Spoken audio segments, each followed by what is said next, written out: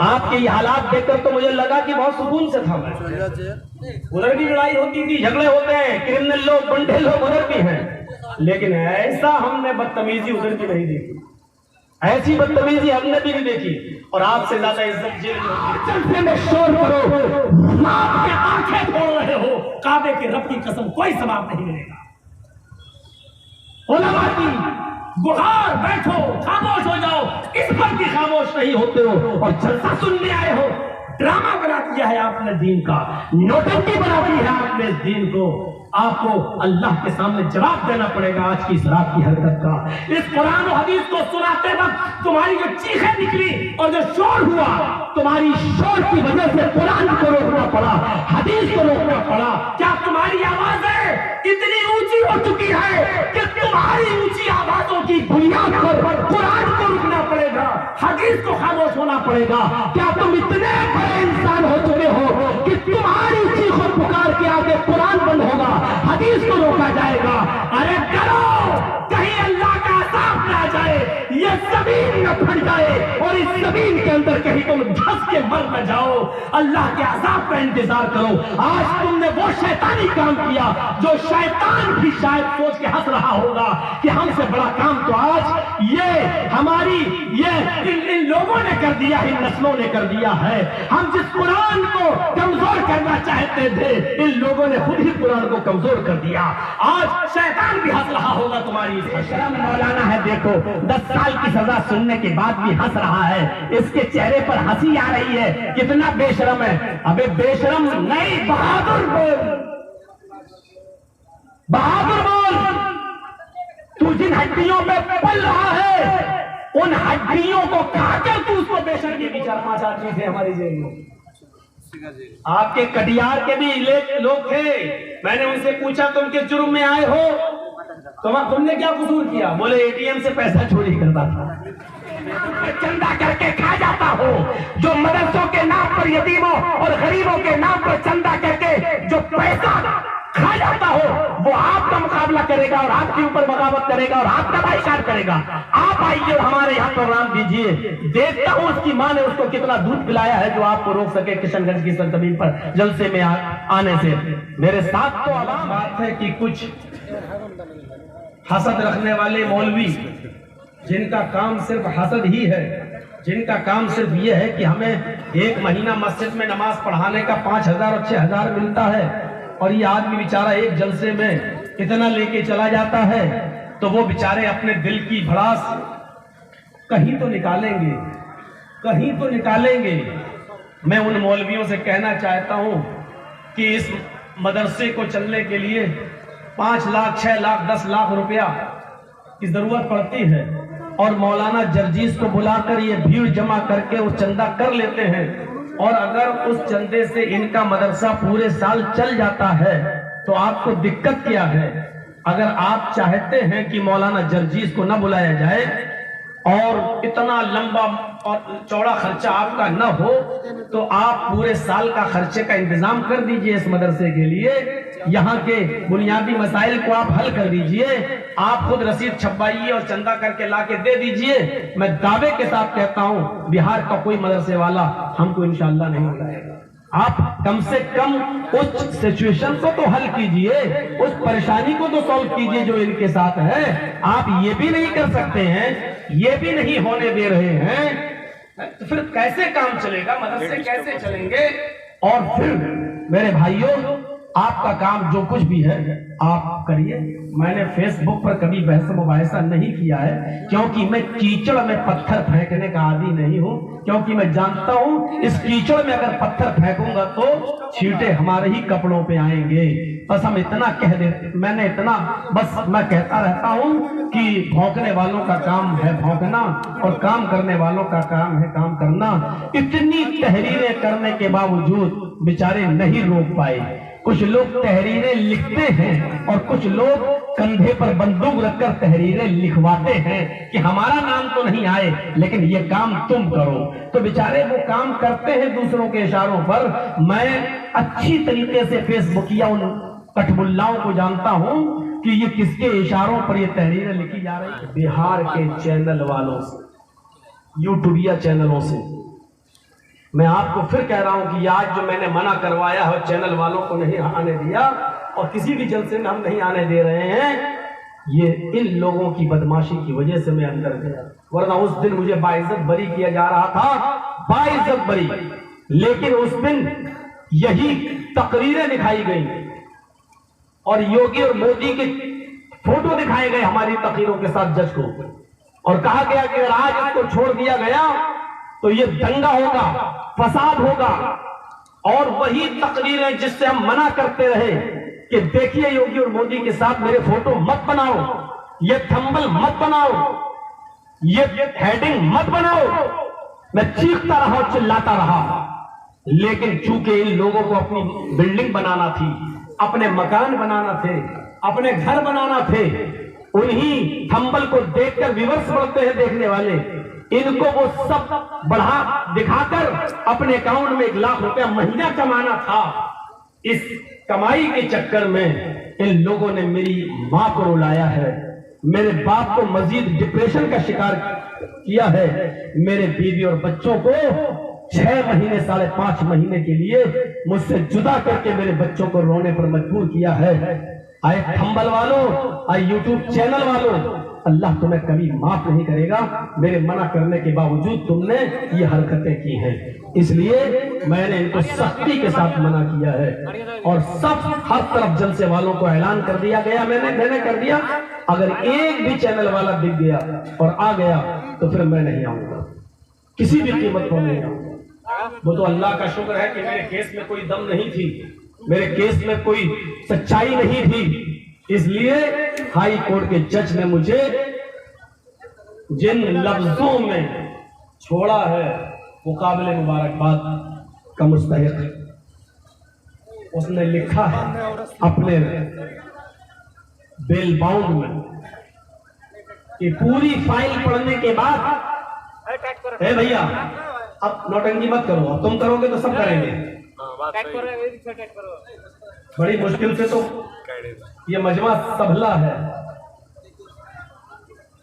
आप खामोश रहिए। अब आप लोग, इन लोगों की नौटंकी ही समझ में नहीं आती कि है क्या ये सब। पैसा पूरा लेंगे, काम अधूरा करेंगे। उसने जजमेंट में लिखा है कि पूरी फाइल पढ़ने के बाद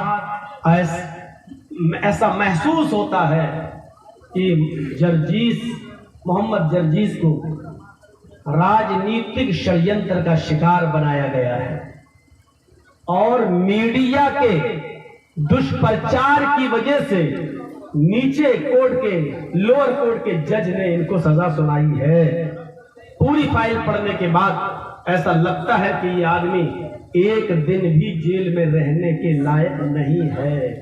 एक दिन भी, इसको 5.5 महीने से जेल में रखा गया है, लिहाजा इसको तत्काल छोड़ा जाए, तत्काल रिलीज किया जाए। इतना बड़ा ऑर्डर किस्मत वालों के लिए लिखा जाता है, जिसमें सरकार को लताड़ लगाई हो, जिसमें गवर्नमेंट को लताड़ लगाई हो, जिसमें यूपी की सरकार को लताड़ लगाया गया हो और लोअर कोर्ट के जज को लताड़ लगाया गया। लेकिन हमारी चंद महीनों की मेहनतों मशक्कत जो यहाँ रानी पत्रा का प्रोग्राम था कैंसिल, भरसिया में प्रोग्राम होने वाला था खत्म, सब जल से हमारे चौपट हो गए और हम अंदर गए। जो लोग ये समझते हैं कि मौलाना जर्जीस साहब इतना पैसा मांगते हैं, उनको अपनी गलत फहमी निकाल देना चाहिए जहन से, निकाल देना चाहिए जहन से। मौलवी जर्जीस की डिमांड पर कोई साबित नहीं कर सकता, आपकी मजबूरी है, आप बुला रहे हैं। हम तो कह रहे हैं कि खत्म करिए आप, हम तो आज आपसे भीख मांग रहे हैं कि बिहार के लिए हमारे पास मत आइए। हम मना कर रहे हैं कि मत आइए मेरे पास। मैं कह रहा हूं कि मैं नहीं आना चाहता हूं, मत लीजिए हमसे प्रोग्राम। किसको बुरा लगता है? वो कठमुल्ला जो फेसबुक पे लिखते हैं तहरीरें, लिखे मौलाना जर्जीस बिहार में कदम नहीं रखना चाहते हैं, लिखे, उनको लालच नहीं है, नहीं आना चाहता हूं मैं, लिखे, लेकिन नहीं लिखना है उनको। तुम हमारी कीमत लगाओगे, तुम दोगे हम जब जेल के अंदर गए तो सोचने पर मजबूर हो गया कि मेरी माँ और बाप इटावा में, मेरे बीवी और बच्चे लखनऊ में, क्या होगा? मेरे बाप को इटावा से लेकर कौन आएगा? लखनऊ में उनका इलाज कौन कराएगा?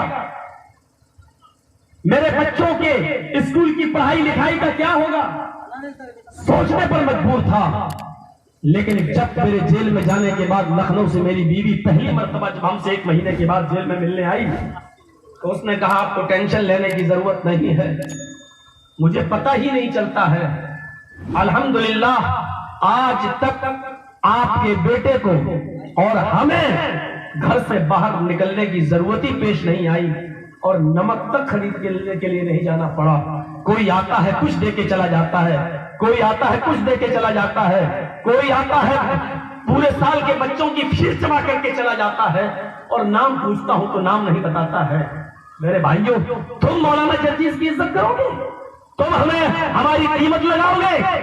तुम बताओगे मौलाना जर्जीस की कीमत क्या है? तुम मर जाओगे। मौलाना जर्जीस की इज्जत तो मकाम तक तुम नहीं पहुंच पाओगे। तुम रुस्वा करो, फेसबुक पर तहरीरें लिखो, तुम जितना चाहो दलील करो, लेकिन मैं तुम्हारी तहरीरों को अपने पैरों में पहने हुए जूते और उसके बूट पर रखता हूं। मैं तुम्हारी तहरीर को अपने जूतों की नोक पर ठुकराता हूं। मैं उसको कोई अहमियत नहीं देता हूं।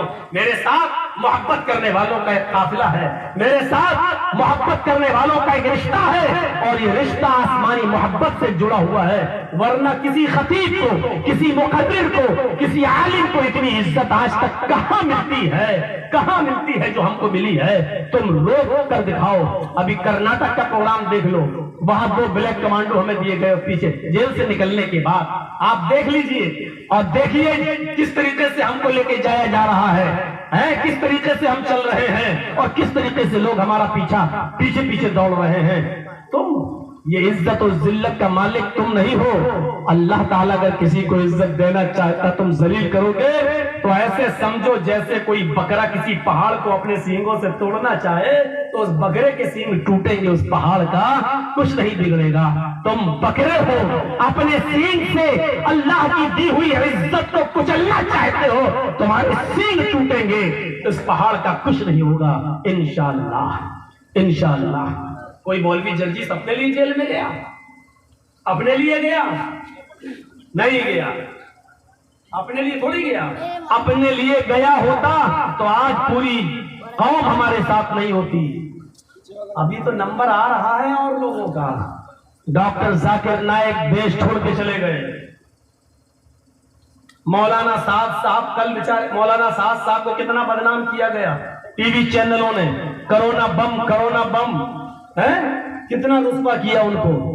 मौलाना कलीमुद्दीन सिद्दीकी को 2 साल जेल में रखने के बाद कल उनको जेल से रिहाई हुई परसों, 2 साल।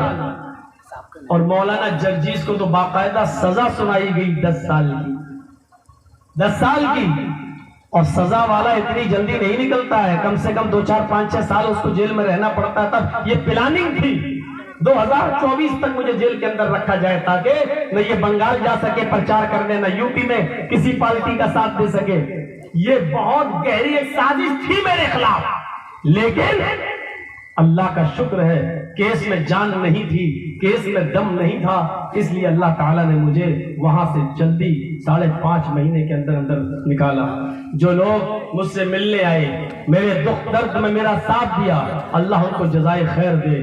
जो नहीं आ सके, जिन्होंने हमारे लिए दुआएं की, अल्लाह रब्बुल आलमीन उनको भी जज़ाए खैर अता फरमाए। बहरहाल मेरे प्यारे साथियों, आपके मामलात आपके साथ हैं, हमारे मामलात हमारे साथ हैं। आप दीन की इज्जत करना सीखिए। मौलाना जर्जीस रहे ना रहे हमारे साथ, कल फिर कुछ हो जाए हम कुछ नहीं कह सकते। अभी हम सिर्फ बेल पे निकले हैं, अभी मुकदमा हमारा खत्म नहीं हुआ है। मेरे भाइयों, कल हमारे साथ क्या हो हम नहीं, लेकिन आपसे फिर मैं इज्जत करता हूं, गुजारिश करता हूं, इज्जत करना सीखिए दीन। खामोशी के साथ इजलास को सुनिए। वैसे ही आजकल इन इजलासों पर पाबंदी की बात चल रही है, रात भर जलसों के खिलाफ तहरीरें आ रही हैं। जलसों में 10 लाख 8 लाख रुपया खर्च करते हैं लोग, तो इसके खिलाफ तहरीरें लिखी जा रही हैं। आपके इन जलसों पर बाकायदा कदम लगाने की कोशिश की जा रही है। किशनगंज की सरजमीन पर तो मौलवी जर्जीस पर पाबंदी लगाने की बात भी कह दी गई है, और एक अच्छा खासा पढ़ा लिखा मौलवी हमारे बाइकाट का ऐलान फेसबुक पे करता है। उसको बेचारे को मालूम भी नहीं कि बाइकाट कहते किसको हैं, उसको पता ही नहीं है। एक मामूली जगह का जिम्मेदार उत्तर प्रदेश के अमीर का बाइकाट कर रहा है। न तेरा जिला तेरे साथ है, न तेरा इलाका तेरे साथ है, न तेरी बस्ती तेरे साथ है, न तेरा सूबा तेरे साथ है, न मरकज तेरे साथ है, और तू फेसबुक पे लिख रहा है मौलाना जर्जीस का किशनगंज की सरजमीन पर बाइकाट। अभी मैं सिर्फ स्टेशन पे उतर जाऊं किशनगंज की सरजमीन पर तो हजारों लोग सेल्फी लेकर अपने अपने फेसबुक पे डालकर, अपने व्हाट्सएप ग्रुपों में डालकर अभी उसको जलाने के लिए तैयार हैं, उसको चौंकाने के लिए तैयार हैं, हमारे इस्तेकबाल के लिए तैयार हैं। उसके बाद सैकड़ों लोगों ने हमसे कहा मौलाना उसकी क्या हैसियत है, वो तुम्हारा बाइकाट करेगा? जो मस्जिदों के नाम पर चंदा करके खा जाता हो, जो मदरसों के नाम पर यतीमों और गरीबों के नाम पर चंदा करके जो पैसा खा जाता हो, वो आपका मुकाबला करेगा और आपके ऊपर बगावत करेगा और आपका बाइकाट करेगा। आप आइए और हमारे यहाँ प्रोग्राम दीजिए, देखता हूं उसकी मां ने उसको कितना दूध पिलाया है जो आपको रोक सके किशनगंज की सरजमीन पर जलसे में आने से। मेरे साथ तो आवाम है, मेरे साथ तो पब्लिक है, कौन बाइकाट करेगा? लेकिन मैं खुद चाहता हूं कि अब उन बस्तियों में जाऊं जहां इज्जत के साथ कुरान सुना जाता हो, जहां इज्जत और एहतराम के साथ हदीसें सुनी जाती हो, जहां कुरान और हदीस को इज्जत और एहतराम के साथ सुनने वाले लोग मौजूद हों, और जहां जलसे की कद्र होती हो, जहां उलमा की कद्र होती हो, जहां उनकी बात मानी जाती हो, वहां जलसे दिए जाएं। जहां शोर और हंगामे का शिकार हो जाए इजलास, वहां पर इजलास न दिया जाए, क्योंकि सोना और चांदी औरत के गले में अच्छा लगता है। सोना और चांदी अगर किसी सुअर और गधे और कुत्ते के गले में डाल दिया जाए तो उससे सुअर, गधे और कुत्ते की इज्जत नहीं बढ़ जाएगी। अगर कोई कुत्ता हो और उसके गले में सोना चांदी का जेवर डाल दो तो कुत्ता कुत्ता ही रहेगा, वो किंग नहीं बन जाएगा। कुरान और हदीस सोना है मेरे भाइयों, इस सोने को वहां खर्च किया जाए, वहां दिया जाए जहां जहां इसको पहनाने से सोने और चांदी की कद्र मंजिलत बढ़ती हुई नजर आए, चमकती हुई नजर आए। अब सोने और चांदी के जेवर को सुअर के, गधों के गले में डाल दिया जाए तो न तो गधे की इज्जत बढ़ेगी, न सुअर की इज्जत बढ़ेगी, न कुत्ते की इज्जत बढ़ेगी, और ऐसा करने से सोना और चांदी की अहमियत घट और जाएगी, कम और हो जाएगी। इतना कीमती सोना कुत्ते के गले में पड़ा हुआ है, तो सोने और चांदी की कीमत को हम घटाना नहीं चाहते हैं, कुरान और हदीस की कीमत को हम घटाना नहीं चाहते हैं, हम इसको नीचे नहीं करना चाहते हैं। हम चाहते हैं कि ये वहां खर्च हो जहां इसको और ज्यादा चमकता हुआ नजर आए, जहां कुरान और हदीस की इज्जत और एहतराम हो, ये मैं वहां खर्च करना चाहता हूं। मैंने अपने जुमलों में बहुत कुछ कह दिया, समझदार होगे तो समझ गए होगे, नहीं समझदार होगे तो कोई बात नहीं, हम फिर भी बचे हुए हैं कि चलो हमारी बात को ना समझा तो अच्छा है। हमने जो कुछ कहना था कह दिया। मेरे प्यारे साथियों, ये जेल की सलाखें और ये कुछ नहीं। अल्लाह की कसम, आपका हंगामा देखकर तो मुझे लग रहा था जेल में मैं बहुत सुकून से था। आपके ये हालात देखकर तो मुझे लगा कि बहुत सुकून से था मैं। उधर भी लड़ाई होती थी, झगड़े होते हैं, क्रिमिनल लोग, बंडे लोग उधर भी हैं, लेकिन ऐसा हमने बदतमीजी उधर की नहीं देखी, ऐसी बदतमीजी हमने भी नहीं देखी। और आपसे ज्यादा इज्जत जेल में होती थी जब कुछ क्रिमिनल, गुंडे किस्म के लोग, मर्डर जो आए करके, जब वो लोग आपस में लड़ते थे तो फैसला हम ही से करवाया जाता था। मौलाना साहब फैसला करो, हम दोनों में कौन सच है, हम दोनों में कौन सही है। अरे आप क्या इज्जत करेंगे यार, आपसे ज्यादा इज्जत तो जेल के वो मर्डर करने वाले, वो कातिल लोग बेचारे जो आजीवन सजा भुगत रहे हैं, उम्र कैद की सजा भुगत रहे हैं, वो लोग हमारी करते हैं।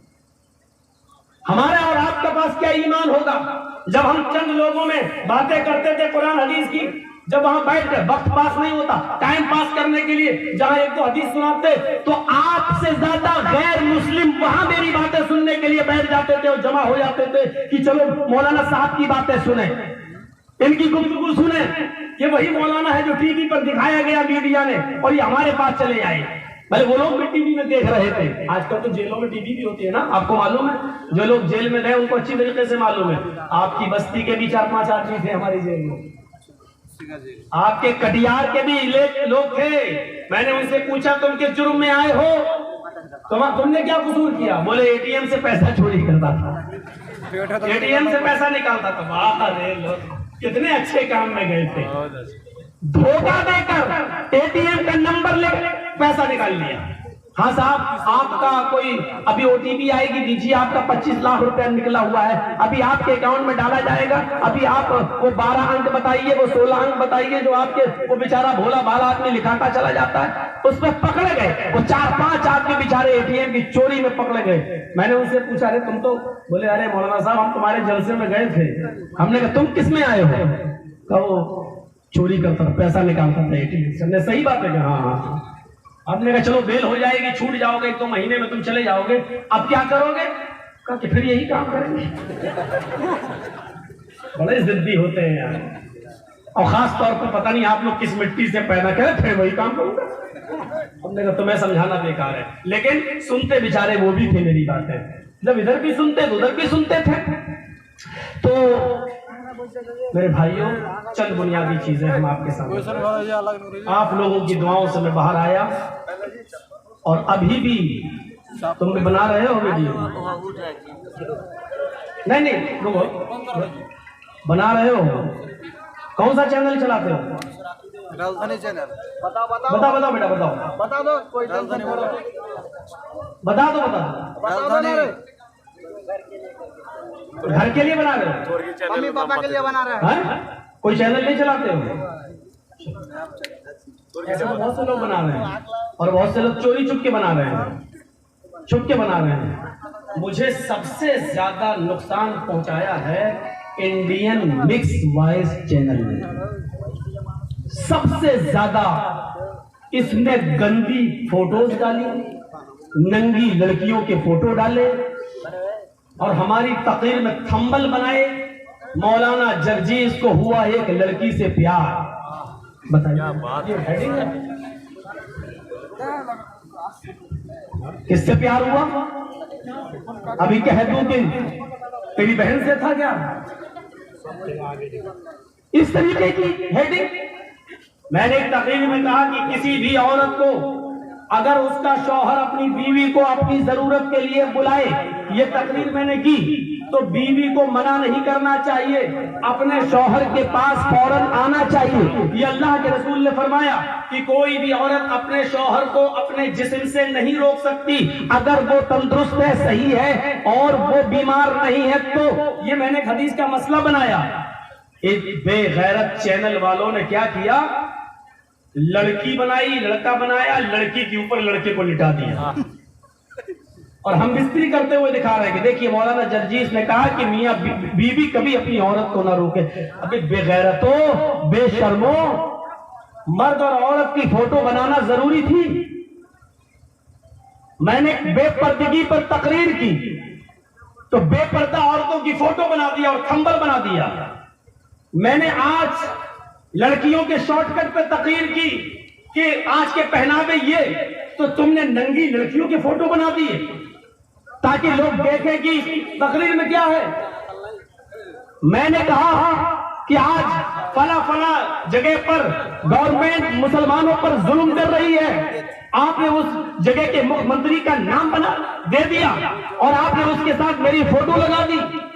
मैंने कहा कि हिंदू धर्म के अंदर भी पर्दा है, तो आपने उसमें लिख दिया है, क्या लिखा है कि कुरान में लिखा है सीता भी पर्दा करती है। बताइए हम बोल रहे हैं क्या और आप थंबल बना रहे हैं क्या? और इन तमाम चीजों की कटिंग कर करके मीडिया वालों ने जो दिखाई,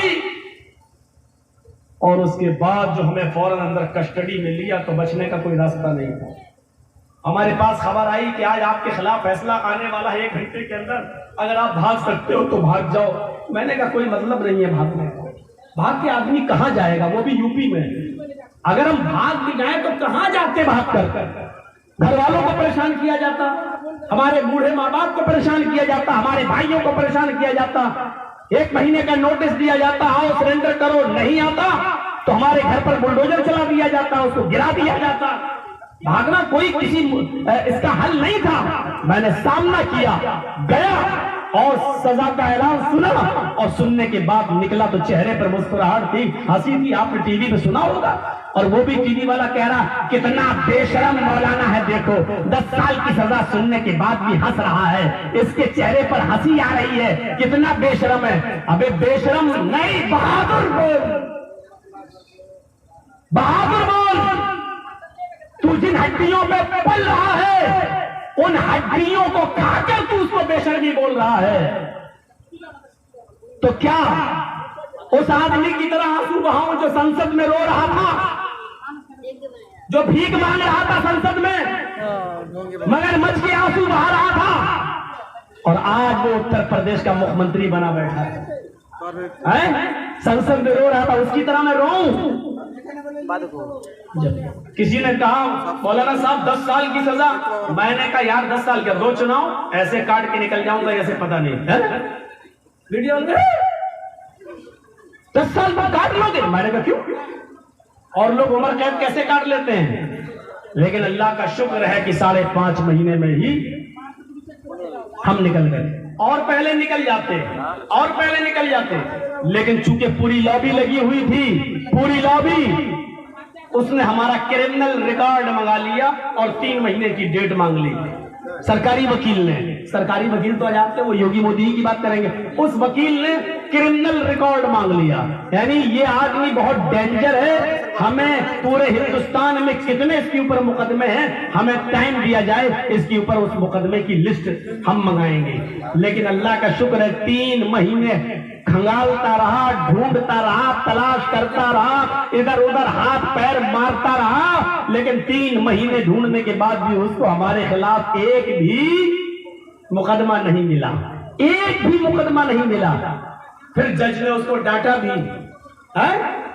5 महीने के बाद जब हमारी फाइल जब नंबर पे आई तो उसने कहा साहब ठीक है आप इनको बेल दे, लेकिन ये तो बाहर निकलेंगे, दंगा करेंगे, फसाद करेंगे। तो जज ने डांटते हुए कहा कि क्यों दंगा करेंगे, क्या ये इनके खिलाफ बोलते हैं? तो कहा कि आपने तो 3 महीने का टाइम मांगा था, मैंने 3 महीने का टाइम दे दिया। अगर ये उनके खिलाफ बोलते हैं तो किसी जगह मुकदमा दर्ज क्यों नहीं है, किसी एक थाने में इनके ऊपर केस क्यों नहीं है? लाजवाब हो गया, कोई जवाब नहीं था। तब जज ने डांटते हुए उनको कहा खामोश रहिए, जो केस है उस पर बहस कीजिए, आप जो केस है ही नहीं उस पर बहस क्यों कर रहे हो? कहा साहब ये फिर दंगा करेंगे। तो जज ने कहा जब दंगा करेंगे तो फिर पकड़े जाएंगे, फिर आएंगे, तब देखा जाएगा, अभी तो कोई केस नहीं है इनके ऊपर। तब उसने जाकर 15 दिन के लिए हमारी फाइल अपने पास रखी कि अच्छा ठीक है मैं इसको गौर से पढ़ता हूं। और गौर से पढ़ने के बाद उसने कहा कि लगता है पूरी फाइल पढ़ने के बाद कि आदमी राजनीतिक षड्यंत्र का शिकार बनाया गया है और मीडिया के दबाव में यह गलत फैसला सुनाया गया है। पूरी फाइल पढ़ने के बाद ऐसा लगता है कि एक दिन भी जेल में रहने के लायक नहीं है, इसको तुरंत छोड़ा जाए, इमीडिएटली रिलीज, एकदम इसको फौरन छोड़ा जाए, इसको तत्काल इनकी रिहाई की जाए। जरा तसव्वुर कीजिए आप, अल्हम्दुलिल्लाह यहां से जीत भी हुई है। नौजवानों देर होती है, वो देखो लाल लाइट मार रहा मेरे ऊपर, अबे ये लड़कियों पे मारी जाती है, इतनी भी अकल नहीं है कि ये लाल लाइट किस में मारी जाती है। तो मेरे भाइयों देर होती है लेकिन अंधेर नहीं। मैंने कुरान करीम की सूरह अज़र की तिलावत की आपके सामने, मैं चाहता हूं कि आपको उसकी तरफ ले चलूं और मैं बताऊं कि आज उस चीज की भी जरूरत है हमारे मुआशरे में। ईमान ताजा करिए आप अपना। वल अस्र, जमाने की कसम, इन्नल इंसान लफी खुस्र, रूए जमीन पर जितनी भी इंसानियत को आप देख रहे हैं, रूए जमीन पर जितने भी लोगों को आप देख रहे हैं, रूए जमीन पर जितनी भी आबादी आप देख रहे हैं, लफी खुस्र, सारी की सारी इंसानियत नुकसान के अंदर है। सरता पा, सर से लेकर पैर तक नुकसान ही नुकसान में डूबी हुई है। अल्लाह ने सारी दुनिया के नुकसान, सारी दुनिया के लोगों को नुकसान में बताया है, तो उसके लिए कसम क्या खाई? जमाने की कसम, जमाने की कसम। जमाने की कसम इसलिए खाई क्योंकि जमाना गुजरता जाता है और इंसान एक दिन, 2 दिन, 1 हफ्ता, 2 हफ्ता, 1 महीना, 2 महीना, 1 साल, 2 साल जैसे जैसे गुजारता जाता है वैसे वैसे उसकी जिंदगी भी कम होती चली जाती है। जर्जीत साहब 2 साल के बाद आपके इलाके में कदम रख रहे हैं, मतलब बिहार में, मिसाल दे रहा हूं मैं। पिछला साल तो जेल का शिकार हो गया, अक्टूबर नवंबर नहीं आ सका। इस साल में आपके सामने मौजूद हूं तकरीबन 1.5 साल के बाद, 2 साल के बाद। 1.5 साल 2 साल पहले आपने मुझे सुना था, आज 2 साल के बाद इस बस्ती में देख रहे हैं। इसका मतलब यह है कि 2 साल की जिंदगी जर्जीत साहब भी अपनी कम कर चुके हैं और 2 साल की जिंदगी आप भी अपनी कम कर चुके हैं। ये जमाना गुजर चुका है, अब ये लौट कर वापस नहीं आएगा। तौहीद साहब के घर में 2 साल पहले गया था, आज तौहीद साहब से मुलाकात हो रही है। इसका मतलब यह है कि जर्जीत साहब भी अपनी जिंदगी के 2 साल कम कर चुके हैं और तौहीद साहब भी अपनी जिंदगी के 2 साल कम कर चुके हैं। इसका मतलब यह है कि जर्जीत साहब 2 साल अपनी कब्र के करीब हो गए हैं, तौहीद साहब भी 2 साल अपने कब्र के करीब हो गए हैं। हम और आप कब्र के करीब होते जा रहे हैं और 2 चीजों में से किसी एक चीज के करीब हो रहे हैं, अपनी जन्नत के या जहन्नम के। 2 ही चीजें हैं, तीसरी चीज नहीं है। या तो हम जन्नत में जाएंगे या जहन्नम में। अल्लाह ना करे हम में से कोई जहन्नम में जाए। अगर जहन्नम में गया तो इससे बड़ा नुकसान क्या हो सकता है, इससे बड़ा खसारा। अल्लाह कह रहा है कि सारी इंसानियत नुकसान में। जैसे जैसे वो जिंदगी गुजारता जा रहा है गुनाह भी करता जा रहा है, इसलिए सारी की सारी दुनिया की इंसानियत नुकसान में है, क्योंकि उम्र गुजारता जा रहा है, गुनाह करता जा रहा है और अपनी जहन्नम के करीब भी होता जा रहा है, अपनी जहन्नम के करीब भी होता जा रहा है। अब हम और आप अंदाजा लगा सकते हैं, अंदाजा लगाएं और गौर करें कि हम और आप कब्र की कितने करीब होते चले जा रहे हैं। हम और आप अपनी जन्नत के या जहन्नम के कितने करीब होते चले जा रहे हैं। इल्लल्लज़ीना आमनू व अमिलुस्सालिहात, फरमाया जो लोग ईमान लाए और जिन्होंने अमले स्वालिह किए, जो लोग ईमान लाए जिन्होंने अमले स्वालिह किए, ये लोग कयामत के दिन नुकसान में नहीं होंगे। व तवासौ बिल हक़्क़ि व तवासौ बिस सब्र, जो हक की वसीयत करते रहे, हक का अलल ऐलान करके की चोट पर हक बात कहते गए और हक बात कहने में जो परेशानियां और दुश्वारियां आई उन पर सब्र करते गए। 2 चीजें बताई हैं, ईमान और अमले स्वालिह, दोनों जरूरी है। ईमान होगा तो अमले स्वालिह भी, अमले स्वालिह होगा तो ईमान भी। ईमान है अमले स्वालिह नहीं तो बेकार, अमले स्वालिह है लेकिन ईमान नहीं तो बेकार। दोनों चीजें होनी चाहिए। जैसे मोबाइल है तो सिम, और सिम हो तो मोबाइल। अगर मोबाइल है और आपके पास सिम नहीं है तो बेकार है, आपका मोबाइल काम नहीं करेगा। जर्जीत साहब ने एप्पल का मोबाइल खरीदा है, नहीं एप्पल का, एक मिसाल दे रहा हूँ, 1 लाख रुपए का मोबाइल खरीदा है। अब कान में लगा के कह रहे हेलो हेलो, अब मोबाइल वाले से कह रहे पकड़ दे अपना मोबाइल, कैसा दिया, इसमें तो आवाज ही नहीं है। अरे 1 लाख रुपए का मोबाइल ले रहे हैं, ना बाप से बात हो रही, ना माँ से बात हो रही है, ना दिल्ली ना बंबई की बात ही नहीं हो रही है। क्या कहेगा, पागल हो क्या, 1 लाख का मोबाइल लियो तो क्या हुआ, इसमें सिम तो डालो, सिम तो डालो। अच्छा 1 लाख का मोबाइल भी लूं फिर सिम भी डालूं तो फायदा क्या इस मोबाइल को इतना महंगा खरीदने का। अब आपने सिम ले ली, अच्छा सिम से बात होती है, हाँ। अब आपने सिम ले ली, सिम में 50,000 रुपए का बैलेंस भर दिया, 1 लाख रुपया बैलेंस भर दिया। अब आप सिम को कान में लगा के कहिए हेलो हेलो हेलो, अरे भाई आवाज तो नहीं जा रही है, 1 लाख रुपया भी हमने सिम में डाल दिया। वो आदमी क्या कहेगा, पागल हो क्या, सिम में पैसा डाल देने से क्या आवाज चली जाएगी, इस सिम को मोबाइल में तो डालो। तो पता चला कि मोबाइल के लिए सिम जरूरी है और सिम के लिए मोबाइल जरूरी, ईमान के लिए अमले स्वालिह जरूरी और अमले स्वालिह के लिए ईमान जरूरी। आप चाहे कितनी नमाज पढ़िए, अगर उसके अंदर इखलास नहीं है तो नमाज बेकार। चाहे कितने रोजे रखिए, अगर रोजों के अंदर इखलास नहीं तो बेकार। कितने भी सदका और ज़कात कीजिए, अगर उनके अंदर इखलास नहीं है तो बेकार, लेकिन अगर इखलास है तो कमियां भी अल्लाह रब्बुल आलमीन अल्लाह रब्बुल आलमीन माफ कर देता है। अगर इखलास है तो सही बुखारी के अंदर एक वाक़या आया है, जरा सुनिएगा। सही बुखारी के अंदर एक वाक़या आया है, उस वाक़े को सुनिए। बनी इस्राइल में एक शख्स था, वो रात की तारीकी में सदका लेकर निकला। वो चाहता था कि मैं दाहिने हाथ से दूं, गरीब की मदद करूं और बाएं हाथ को खबर न हो। इस तरीके से मदद करूं कि दाहिने हाथ से दूं और बाएं हाथ को भी खबर न हो। उसने सोचा कि मैं रात के तारीकी में मैं निकलूंगा। वो रात के अंधेरे में निकलता है, अपने मजहब के मुताबिक, अपने तरीके के मुताबिक वो इबादत करता है और रात की तारीकी में निकलता है कि देखे कि कोई जरूरतमंद मिल जाए। उसने रात के अंधेरे में देखा कि एक आदमी है जो खड़ा है। ये उसके पास पहुंच गया और उससे कहने लगा, अरे भाई यहाँ कैसे खड़े हो? उसने कहा तुम्हें मतलब?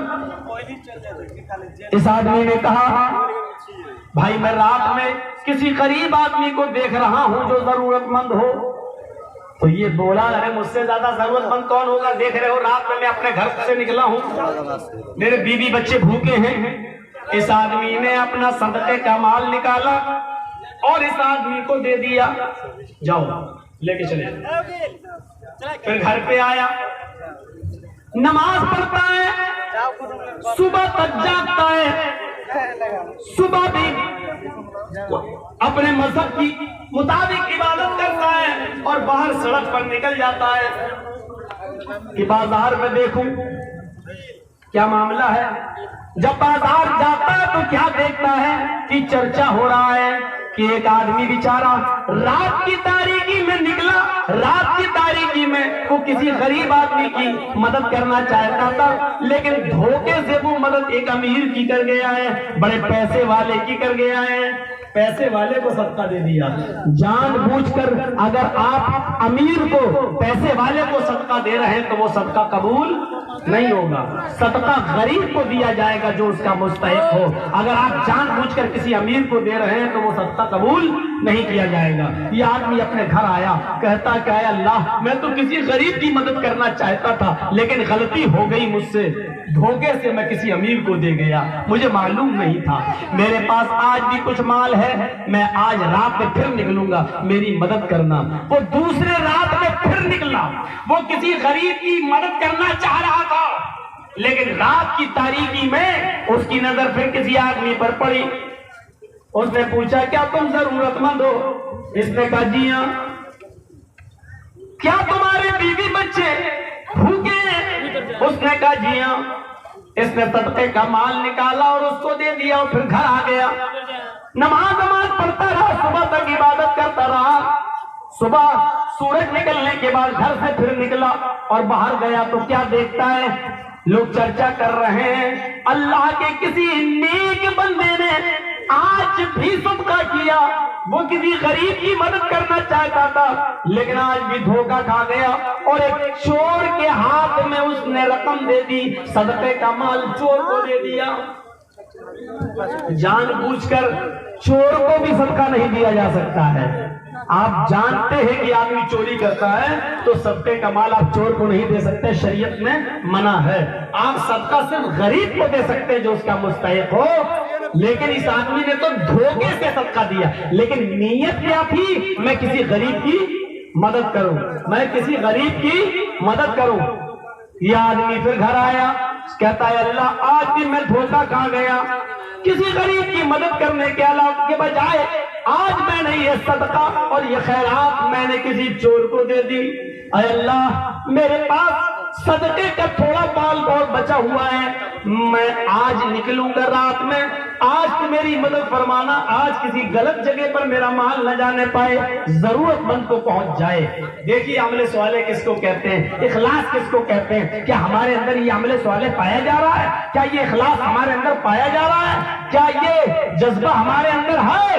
वो रात के तारीकी में तीसरे दिन भी निकला, तीसरी रात भी सबका लेकर निकला। अब वो किसी गरीब को देख रहा है, उसकी नजर एक औरत के ऊपर पड़ी। उसने कहा बहन क्या बात? उसने कहा देखो मैं रात की तारीकी में अकेली हूँ, मुझे बहुत प्रॉब्लम है, घर के हालात ठीक नहीं है, इसलिए मैं निकली हूँ कि अल्लाह का कोई बंदा मेरी मदद कर दे। इस आदमी ने सोचा कि ये तो औरत है, और औरत बेचारी इतनी मजबूरी में रात में तभी निकल सकती है जब वो मजबूर हो। इसने पूरा का पूरा सदके का माल निकाला और उस औरत को दे दिया। वो औरत चली गई। ये आदमी अपने घर आया, इबादत किया, सुबह तक जागा। सूरज निकलने के बाद फिर बाजार की तरफ गया। मार्केट में चर्चा हो रहा था, अल्लाह का कोई नेक बंदा आज भी धोखा खा गया।